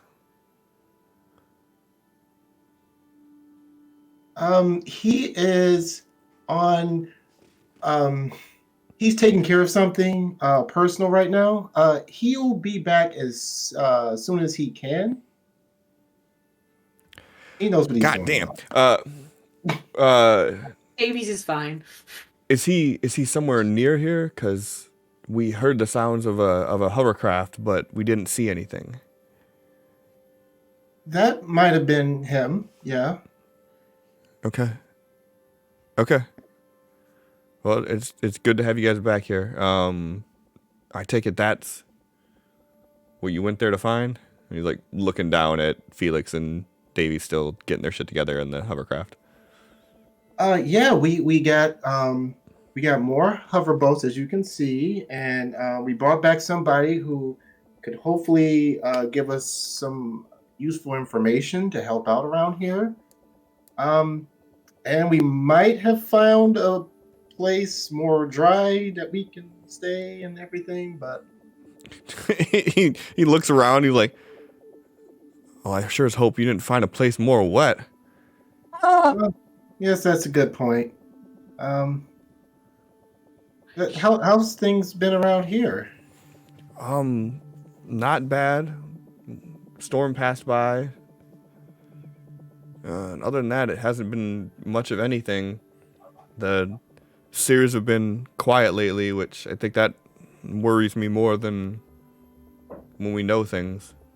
But I mean, no news is good news, right? That's hated very that true. thing. Miss Sophie, if you want to go find Ava, I'll catch up to you in just a moment. I've never really gone to find Ava without you, though. Well, she knows who you are at this point. It's fine.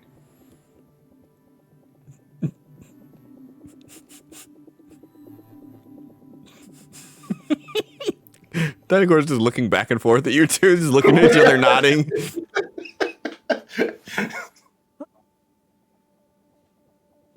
I'll be along in just a moment. Okay. Mhm. Are you sure, Cal? I'm very sure. Just want to talk to my friend Daigor here. It's Daigor, right? Yeah. Yeah.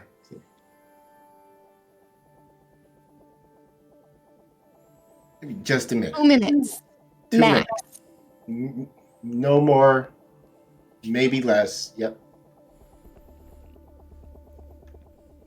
Okay, Tal. Yes, that's me. And she will start trying to find Ava without getting too far away. Dynagor leans in, he's like, "If you want some drink, you don't have to be so suspicious about it." I know, but yeah, I just wanted to let you know. And he thrusts the canteen right into your chest. Oh, good stuff. Yeah. And he just takes a huge drink. Like, That's such a lightweight. ooh, wow. It's got some kick, huh? Yeah, we had to use some of the earth stuff with it too, and it's not quite like it is back at home, but still gets the job done. Tastes rather earthy. That's a way to describe it, earthy. Yeah, you've done a fine job with it, though. And I just wanted to let you know, just in general, you've done an amazing job around here. Every time I see you on watch, I know that we're all secure and everything. Give me a persuasion roll when you're finished with this. All this flattery. So I and he like steps in a little bit closer, and he's like, I just wanted you to know that if you need anything, I mean, anything at all, You, in fact, maybe later today, you stop by my sleeping area and maybe we can talk about defense strategies over a drink. He takes another big drink. He kind of looks at you and he smiles. Okay. And he like kind of like pulls out his necklace and like puts it out front. Like, He looks down at it, he's like, okay. all right, you're a good man. Might see you around, huh? You might. He goes off the like he looks down to see how close Felix is. Like, are they closer? They're like starting to come up the ladder. And then he like kind of smirks and then he turns and starts following Sophie.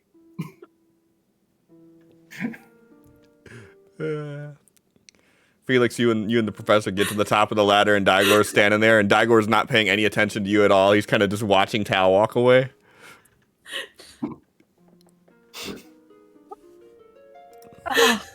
Wow. Megan's recovering. Hold on.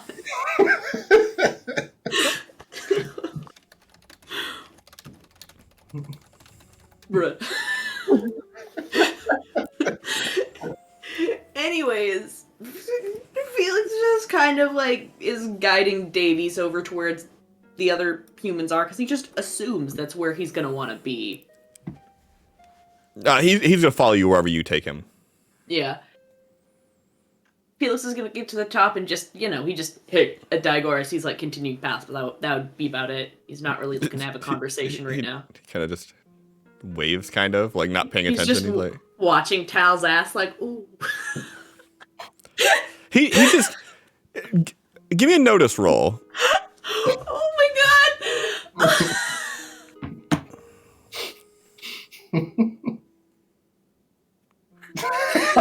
Yeah, you don't Too really straight to notice anything. Yeah, you don't pay much mind to anything. You notice that the Daigor's standing there and he kind of like waves as you walk up, and that's about as much of an interaction as you guys have. Who's straight? Doesn't notice anything. Oh man.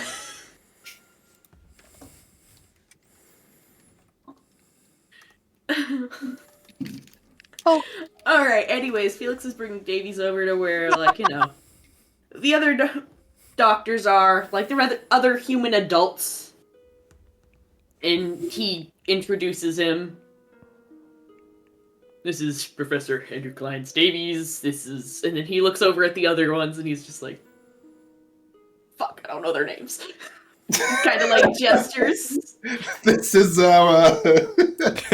he just kind of cuts you off. It's like, it's a pleasure. And I hate to be informal, but if you don't mind, I would like to rest a little bit.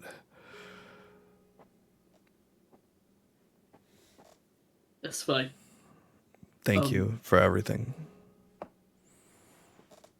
No problem. And he kind of just like goes and sits down, like away from everybody a little bit. And the bag that he grabbed, he just kind of props it up and he like uses it as like a makeshift pillow. And he just closes his eyes and sits there. Felix is gonna go over to his usual spot and sit like he's about to go to sleep, but he just kind of like picks up his bass. It's not plugged in or anything. He's just kind of playing softly to himself. Okay. Sophie, how far did you get?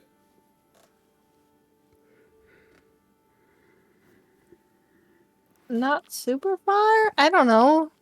That didn't seem like it took that long. It didn't. So, I don't know if you like were like stopping and looking over your shoulder every few feet, or if you just like kept going. I mean, she's slowly asking people, have you seen Ava? Like Keeping your an eye. usual place. She's over by the elders. Then, yeah, she's going to be making her way slowly, but also like, fuck are you doing? What are you doing? Are you causing trouble? what? No. Does Tal like jog to like catch up to her or anything? Yes, he does. Okay. That sounds like a very Cal thing to do. So So he catches up to you, you know, before you get to the area where like Ava is and where the elder's tent is, for lack of better description.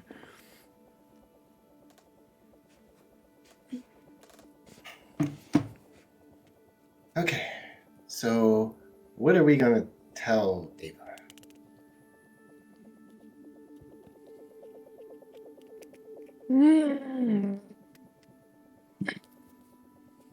well, that's usually Tal's department. I'm just usually here for support. We should probably tell her about the giant sand creature. Well, keep in mind, I have his face, but I don't have his ideas and motivations and everything. So, yeah, usually he handles this stuff. I'm kind of a. Which is why I asked if you could pretend. I mean, if you are giving me permission to make decisions on his behalf in ways that you think that I believe that he would, then I will try my best. I don't like the way you twisted that. I am. Why do you think I am twisting things? Oh, hey Tal. Hey Sophie. Hi, Ava. Hi, Ava. So, good news and bad news. Okay, let's start with the bad news. So, there is this very large sand creature that has a cage that really convinced me that it was my best friend trying to get me to go inside my house. And then there's this big sand creature with mental manipulation. Not far away. I don't know Is much this what I about- think it is, Tal? Yeah, it's seemed to be a Sand Sentinel. So I've never seen them made out of sand before, though. I mean, I haven't either. But I'm glad you're okay. How did you get away? Is everybody else okay? Yeah. Yeah, nobody else was under the illusion. I think it was specifically targeting me. X was able to get me away, and then I think Tal threw a vehicle at it, and it exploded You and threw it. collapsed. We're gonna talk about that later. okay. Okay. So you guys killed it. I don't know, because it's not the first time we've seen something that looks like it. I broke its ability to hold its shape. So chances are being that it was made out of sand. And we did see one before that stepped on an explosive and blew up. And then in theory, it could have been the same one. It might be a different one. Not exactly sure. But I don't think it's dead. Did you tell her? Tell her what? That thing's gonna keep coming for you if it's imprinted on you. Well, no. Here. No, it's fine. It's made out of sand, and traveling long distances through water is going to be rather difficult for it. But if we're all there as a whole, we can probably figure out. We can get some of our pyromancers to glass the thing. It's probably not going to be able to reform after that. Okay. So I'll be bait. No, not bait. I mean, it's printed on you. Yeah, it's Well, not. You don't really have a choice at this moment. No, that's true. Hi. Yeah, she puts her hands on your shoulders. Listen. You're safe with us. It's gonna be fine. Tal's You're right. safe with me though. They're fine too. Listen, Tal's right. It's not likely that it would be able to make it here through the water. So the only time you really have to watch out would be if you're in the sand.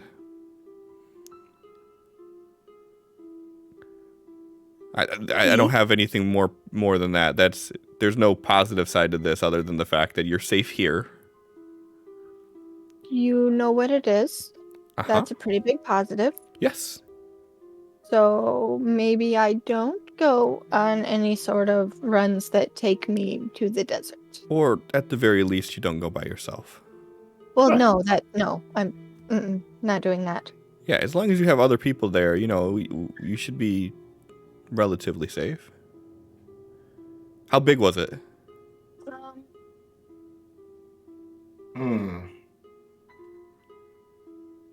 how big was it? I don't remember. Was it like 20 feet tall? About 25. Okay. That's about 25 feet tall. Okay, good. It was still a baby. What? That one was. That's a baby? Yeah, that's one of the small ones. It's good. They're weaker. Why? If it had consumed you, then it would have probably grown a bit more, but it didn't. So good news. Yeah, the larger ones, the illusions that they have are much more convincing. So, this is a good thing. Mm-hmm. Oh, okay. Holy shit. Okay. At least it wasn't a dox again. It's fine. She A kind of what? chuckles. I What? don't want to know. I don't want to know. I want to sleep tonight. I don't want to know.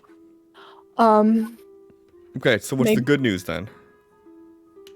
We have found someone who has different knowledge, like human scientific understanding of the essence.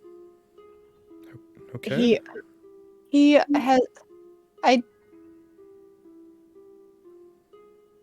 was in an area where time moved differently somehow, and he's been studying the essence, and he was near essence artifacts.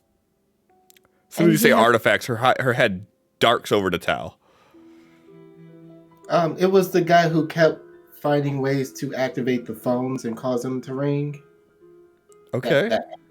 Okay.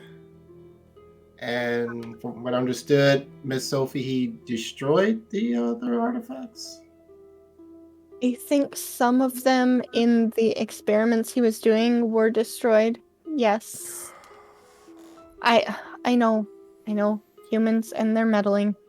I get it. So, do you think he'll be able to help get communications back up and running for us?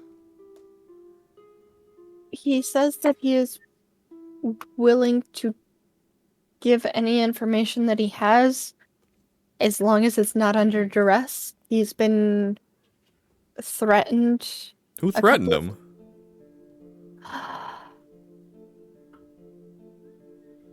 I believe Mr. Felix got into a fight with him when we first started talking to him. Part of the issue was that he may have borrowed some of my life essence to get out of where he was.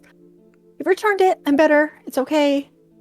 I voluntarily, maybe not fully understanding what I was volunteering, but I voluntarily gave him some of my life essence to get us out of this place. And I was not in the best of shape. I mean, you saw me, but I got it back. Did she see me? Did we come back here? No. She didn't see me. No, never mind. Forget that part. But, is it safe for him to be here? She's just looking at Tal right now. She's looking straight past you.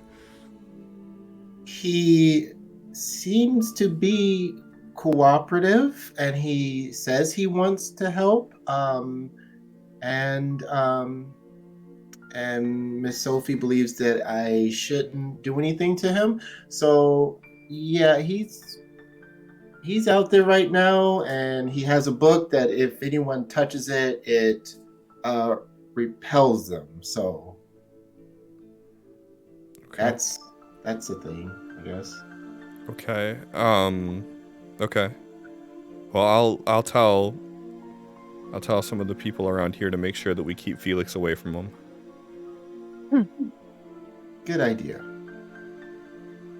Um,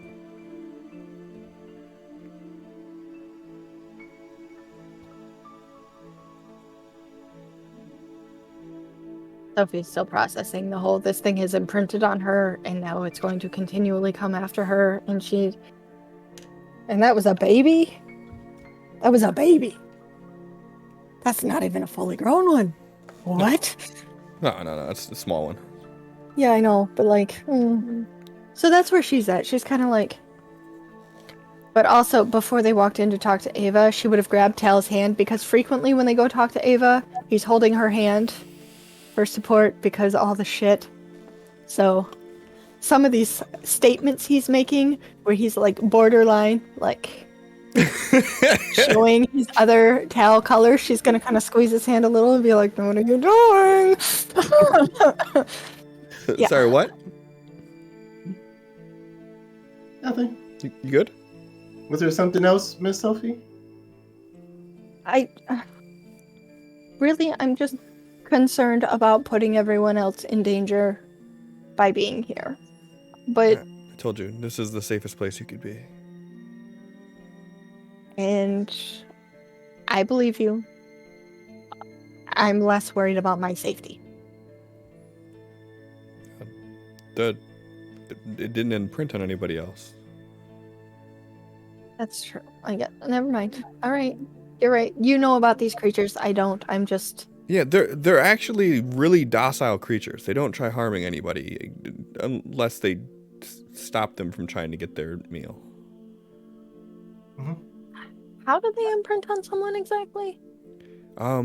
Typically they sense like emotional vulnerability, and then they typically will use that as like a door, and they'll walk inside, and then they'll just start looking around. And it's actually pretty interesting that they imprinted on you so quickly, because typically it takes a little while for them to kind of walk around your mind a little bit and find out what they need to do. So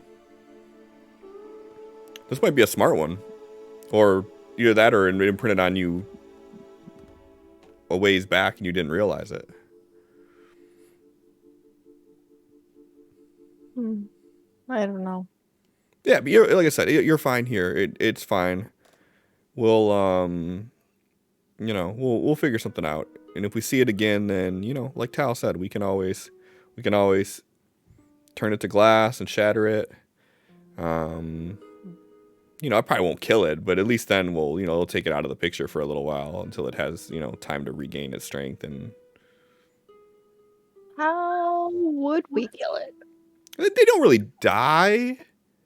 They kind of, so they can only eat what they imprint on, and they can only imprint on one thing at a time. So you not being in its cage is our best fight against it.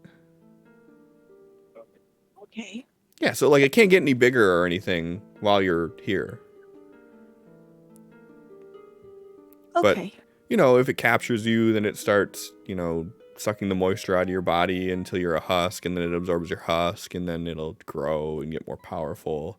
So, just you probably don't want to go in the desert alone, and I should probably stop talking.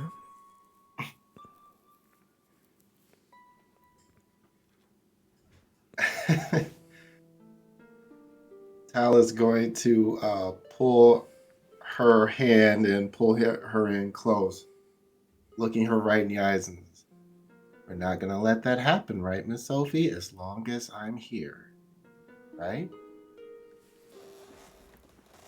Right. Okay, let's focus on other problems, because that one is not going to be a problem. Tal, give me a performance roll. I don't do those. I believe in you. You got this. Oh, that's like a skill. Yeah, that's a skill.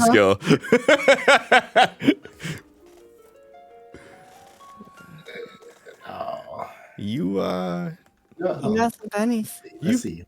I got a couple. Let's see what happens. Hey. all All right. Okay. I got one too. Go, Ava, go. Yeah. Cheat. No, see, John wanted to use a raise on that. It would make it an 8, which means it. Oh. So, It'd be a tie, and since are you feeling okay, Tal? Yeah, of course I am. Why do you ask? You seem off. It's been a lot. One thing after another, not much rest. You know how it is. Yeah. Probably would be super drained if it wasn't for like holds up her hand. She looks at you and she's just got this look on her face. Yeah. Give me a persuasion roll, Tal.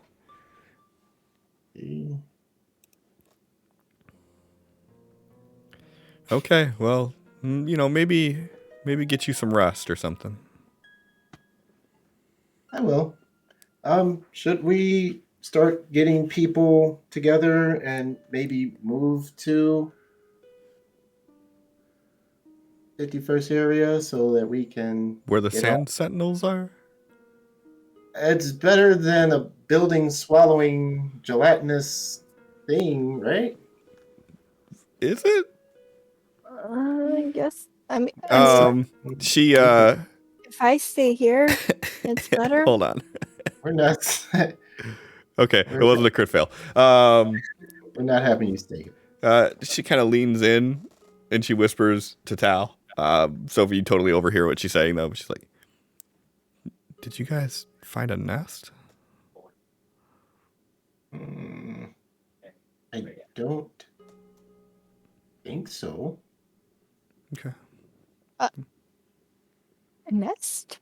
I said he needs to rest. He needs to get some rest. Yes, rest. Yeah.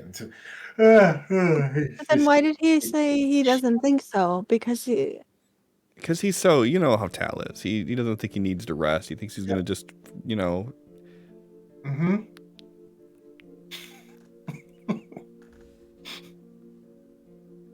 You totally know she's lying. You heard what she said. And she's like, anyways, so like keep me in the loop with the guy and or nest? No, rest. You need rest. We could probably all use some rest. Yeah, like sleepy rest. Mm-hmm. It's gonna be fine. Everything's fine. Everything is fine. What if it is a nest? What does that mean? So sentinels are communal creatures. So there's usually not just one. How many? I mean, nests vary in size. Okay, usually minimum size. Minimum size could be one. Mm-hmm. For a nest. They all have to nest. Okay, usual. Average, then. It varies. It could be 5, 6. Could be a dozen. It all depends on. Like in areas where there's more food, there's more of a risk of it. And in the desert's pretty, empty, right? There. So, empty desert, not a lot of opportunity for food. I mean, it's an empty desert now. I mean, It wasn't. the whole time we've been here, that's pretty empty. Okay, so not there. Not there. We're not taking people there. Nope, nope, no. I mean, No. it's No. worth weighing it out. Swallowing building creatures, or one or two Swallowing people. creatures? Yeah, I mean, if we have to weigh it out, and we're talking I mean, a I half guess dozen people versus all the people, it's not a great choice either way. But I mean, if we're half talking dozen straight and numbers, how long does it take them to just like the people and then need another one? I mean, it depends on how much water weight they have.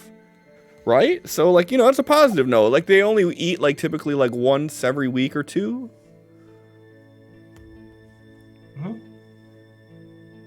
Sometimes if you're really succulent, they could, last a couple weeks.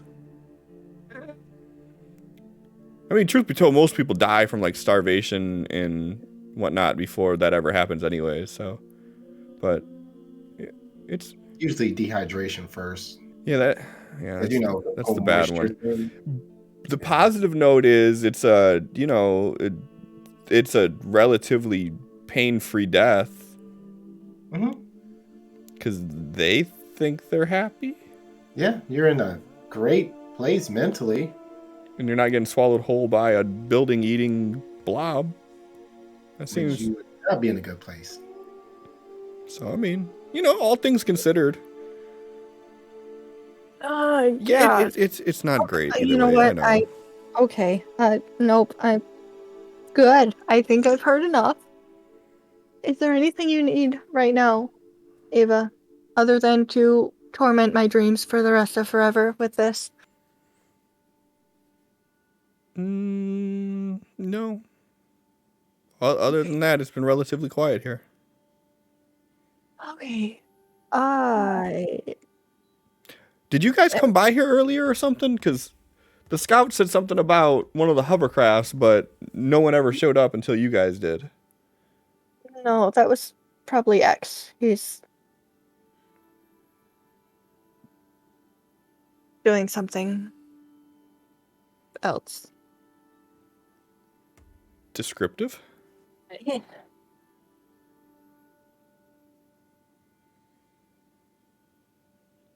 He needed some space from the group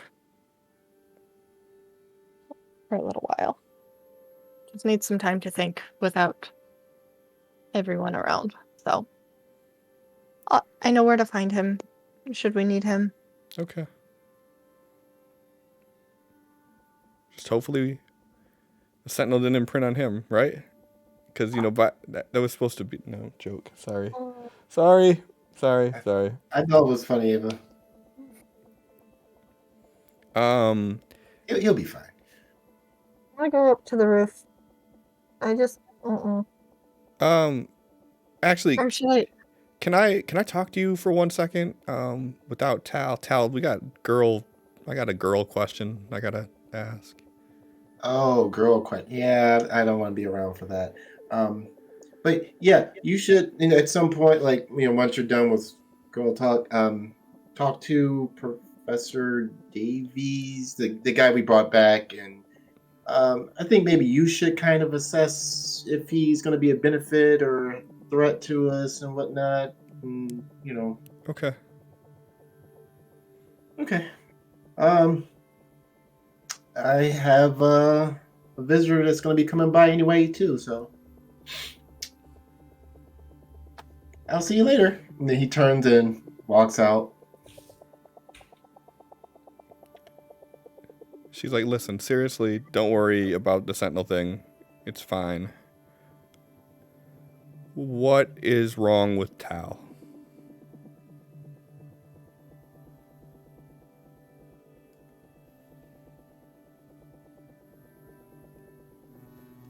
Some illusions have been shattered, I guess. We learned some things about Felix on this most recent trip out. And with the way the group is reacting to it, I'm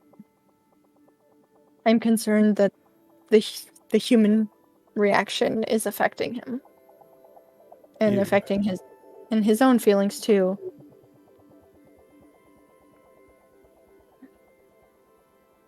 Felix has been keeping some big secrets from us. You know, we have ways of prying secrets from people. We can make sure he tells all the truths. I don't know if I can handle more truths right now. Well, can he be trusted inside the walls? Tal Yeah. has concerns about how he was reacting to the professor. Felix is very protective. And like I said, at that time, the professor had a good portion of my life essence. And I was not well. You probably should not tell anybody else here about that. No, I I didn't plan to. But I know that you can be trusted. Tal trusts you. I trust him completely. So if he trusts you, then I'm okay with. And you know about me and what I can do. He trusts you with that, so I'm Is he gonna be all right?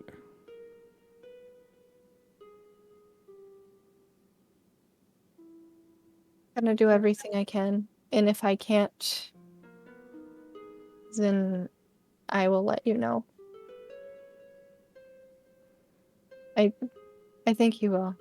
Tal is strong. Now, there's a lot about Tal's upbringing that you probably don't fully understand. I've heard There's a lot about a Tal's portion upbringing of that it. he probably doesn't understand. So, if you think that we need to help in any way, let us know. Is there something you think I should know? Nothing specifically. I don't know how much you know about his upbringing or anything, but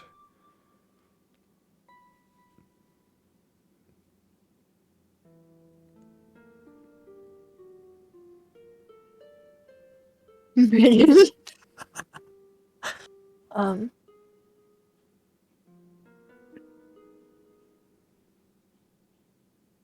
it seems like there is a lot that he has suppressed. But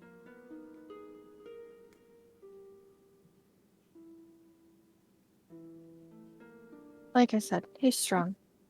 He's gonna be all right. well, We can get through it.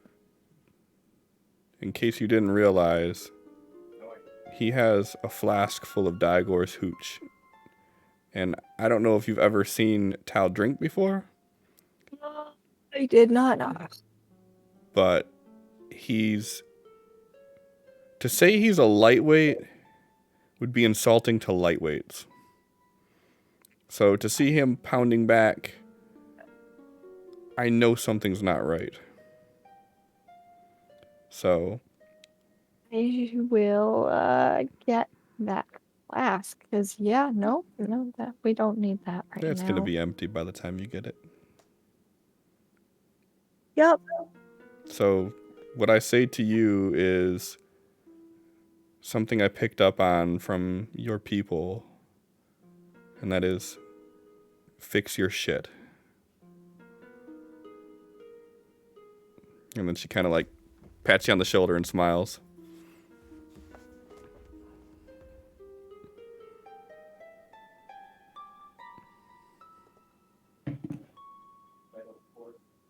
Take care of him best I can. Make sure you do, or I'll deliver you to the Sentinels myself. and she doesn't smile when she says that.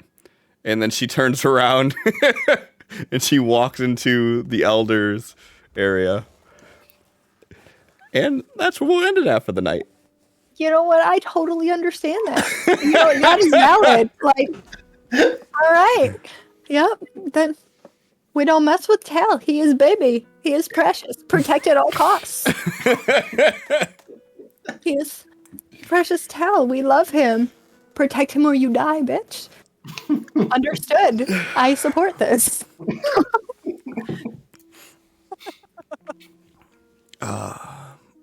Tonight was fun. Tonight was fun. Tonight was a lot. Yeah. So much Did that you do John's something over there like- pulling a Megan. And I'm over here pulling an alley, talking on mute.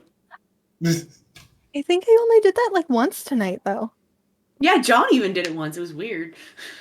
My That's not button that is like weird. not working. All right, Cliff, who's MVP? I don't know. But Look at this Who guy. is the boy? This fucking guy. Hi, friend. Ruining shit. don't fuck with me. And actually, since he's here, Megan, I will let you know that the idea to fuck around with Digor came from this man. I'm sure it did. I'm like, ooh, that's evil. Let's do it. I mean, I don't really think that's evil. They're just buddies. You want go ahead and screw Felix's friend? You go for it. Honestly, if Felix had caught drift of Digor looking him out over, it would have been I can put in a good word for you if you want. Sin, you gonna fucking say something or you just gonna fuck up my layout and not talk? That's what he wanted to do. That's what he's here for. Boot Yep. him. Boot him. Boot him, Cliff. This came to disrupt shit. Usually. It's a very sin thing to do. Mm-hmm. You got like 2 seconds. Plug your mic in. Fix your shit. Time's up. Fix your shit.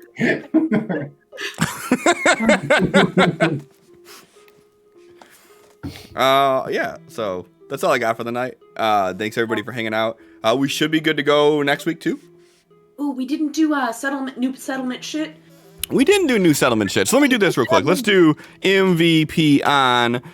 You could vote for MVP by using channel points. So go into the channel point menu. Hey, look at that! It fucking pops up right here. That was on accident. That was completely not how it's supposed to work. But vote who you think MVP is. Whoever had the best RP, made you laugh the most, had the most impactful scene, anything. I mean, if you feel sorry for Felix getting his face bashed in, you can always vote for Felix. I don't know why you'd feel sorry for Felix if you've been following the story, but you know, he don't deserve to get his face bashed in, maybe. Remember when I wrote the character and I told you guys, oh, he's really a dick.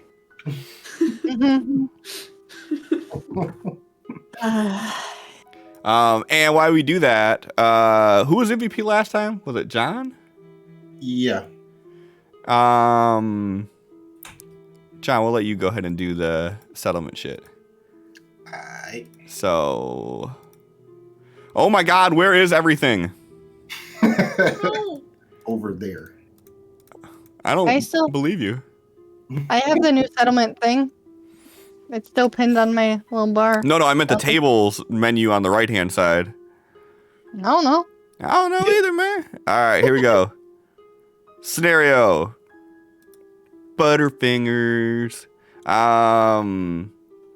So, John, we need you to roll a gathering roll with a -2. Can you make the new settlement pop up so that I can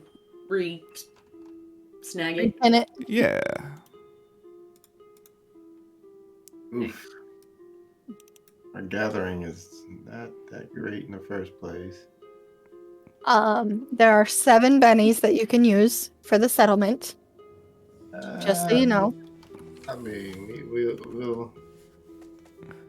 we'll try it. That is not looking good. I still have more bennies. Oh. You do. I told you there are 7 you can use. Okay, so we'll do that and that. Oh, come on. Well, maybe we give up on this one. I got one more, but then the follow-up rolls I have none for. No, Sophie can give you hers as well. Right. Okay. So yeah, we'll try one more time with this gathering shit, but it's burning like we're Yeah. gonna lose some of our highest resource, so it's not really that big a deal. Oh, yeah, There we go. There we right. go. You have all the bennies that I had. They're yours. Enjoy. We're gonna have to do something about this. Nah. Giving bennies during That's this why part. we decided at the beginning of the session we were supposed to do new settlement every time. Yeah. That's her edge, Cliff. Don't be taking away her shit. I wouldn't take it away from the game, but for this, I think we might have to. All right, the 2 we got to roll on. Either scouting and militia or agriculture and engineering.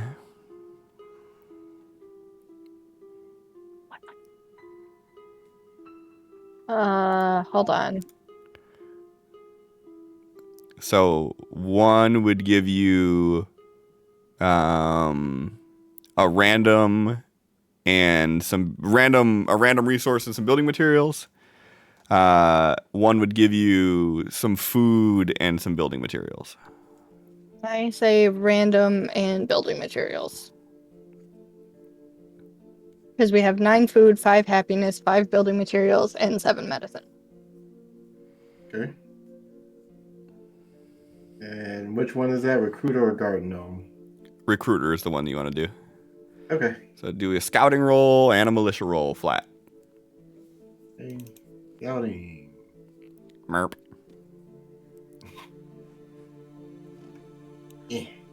Scouting.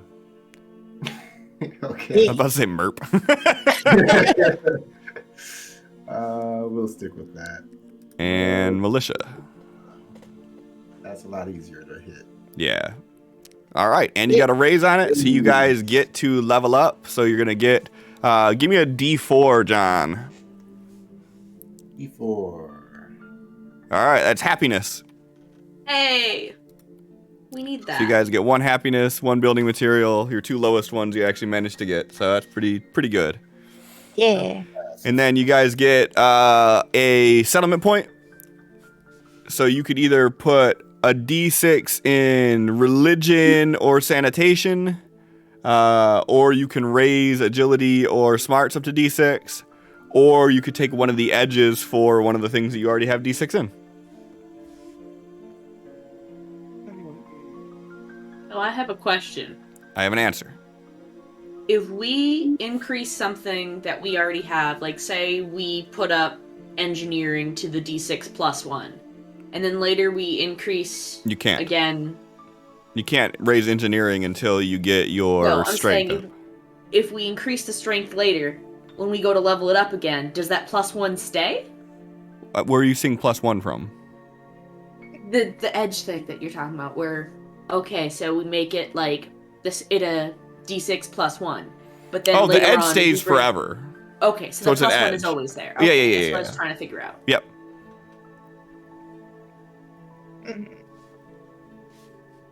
So we could bring up agility or smarts to make those rolls a little bit easier. I think that's a good idea. Yeah. I definitely feel like we need to focus on getting those to be not D4s first. Yeah.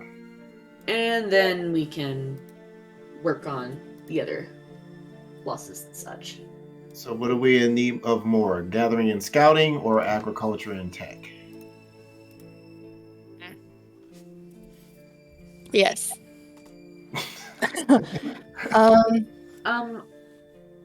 So, edgewise,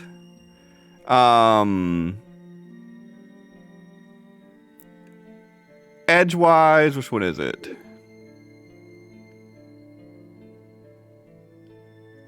Oh, I'm looking at the wrong area. That's why.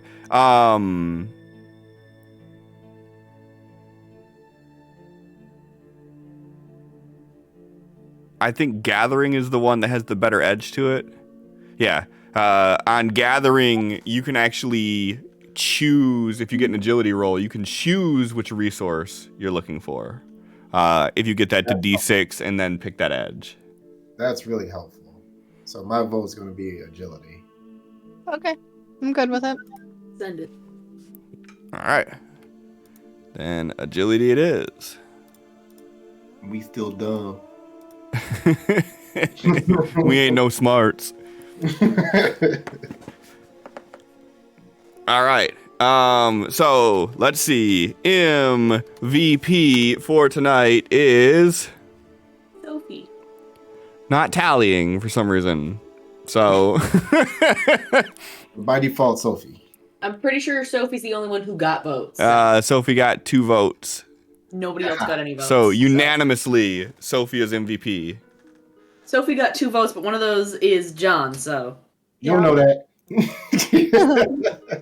I She's do still the know only one who that. got votes, but. I Hey, Shane, what's mean, going on, man? I have to call nepotism because the other vote was my brother. So. There ain't no nepotism Thank in you. TTRPG.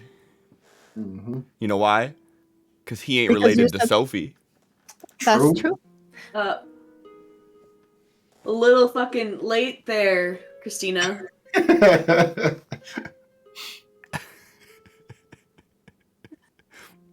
She's like, I don't know, Felix got punched in the face a bunch. You also didn't vote with your channel points, so it don't count.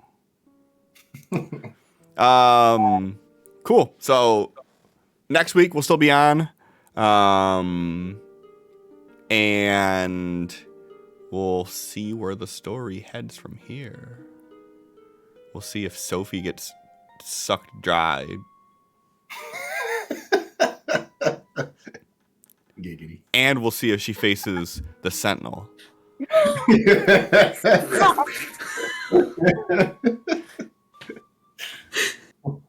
Wow. Some cute faces. Hope everybody has a Merry Christmas, Happy Holiday, all that good jazz. Be safe. Make sure your eggnog stays chilled before you add your alcohol to it. And spiked. Yeah. No one wants room temperature eggnog. That's just nasty. Make it yourself. Tastes way better than the store-bought stuff. It's real easy. It is. That's all I got. So let's raid out. Anybody have any suggestions of who we should raid to? Because if not, I just throw a dart at a random person in Twitch. And then they leave. Yeah, and then they raid out immediately after we get there. And so they get bonus raiders. Exactly. So we send them like 4 or 5 people, and then they leave with like 8 people because we doubled their shit. One of my managers is live right now playing Dead by Daylight. Is it one of the cool managers? Yeah, Justin's great. We are number 5 in TTRPGs right now. Look at us go. Woo. Severi is higher than us, bitch. Well, let's stick it with this. So we'll go to Milady Saito, who is on the 9th day of their 11 days of DMs. Not quite sure what that is, but it sounds interesting. Their layout is very festive. I digs it. And it's, TTRPG related, so there's that. Mm-hmm. So thanks everybody for hanging out. Have a safe holiday. We'll be back next week We fucking better be. with episode 40. Episode 40. It's a milestone episode. Crap. Yeah. Right? Yeah, This good night, show's everybody. old, damn.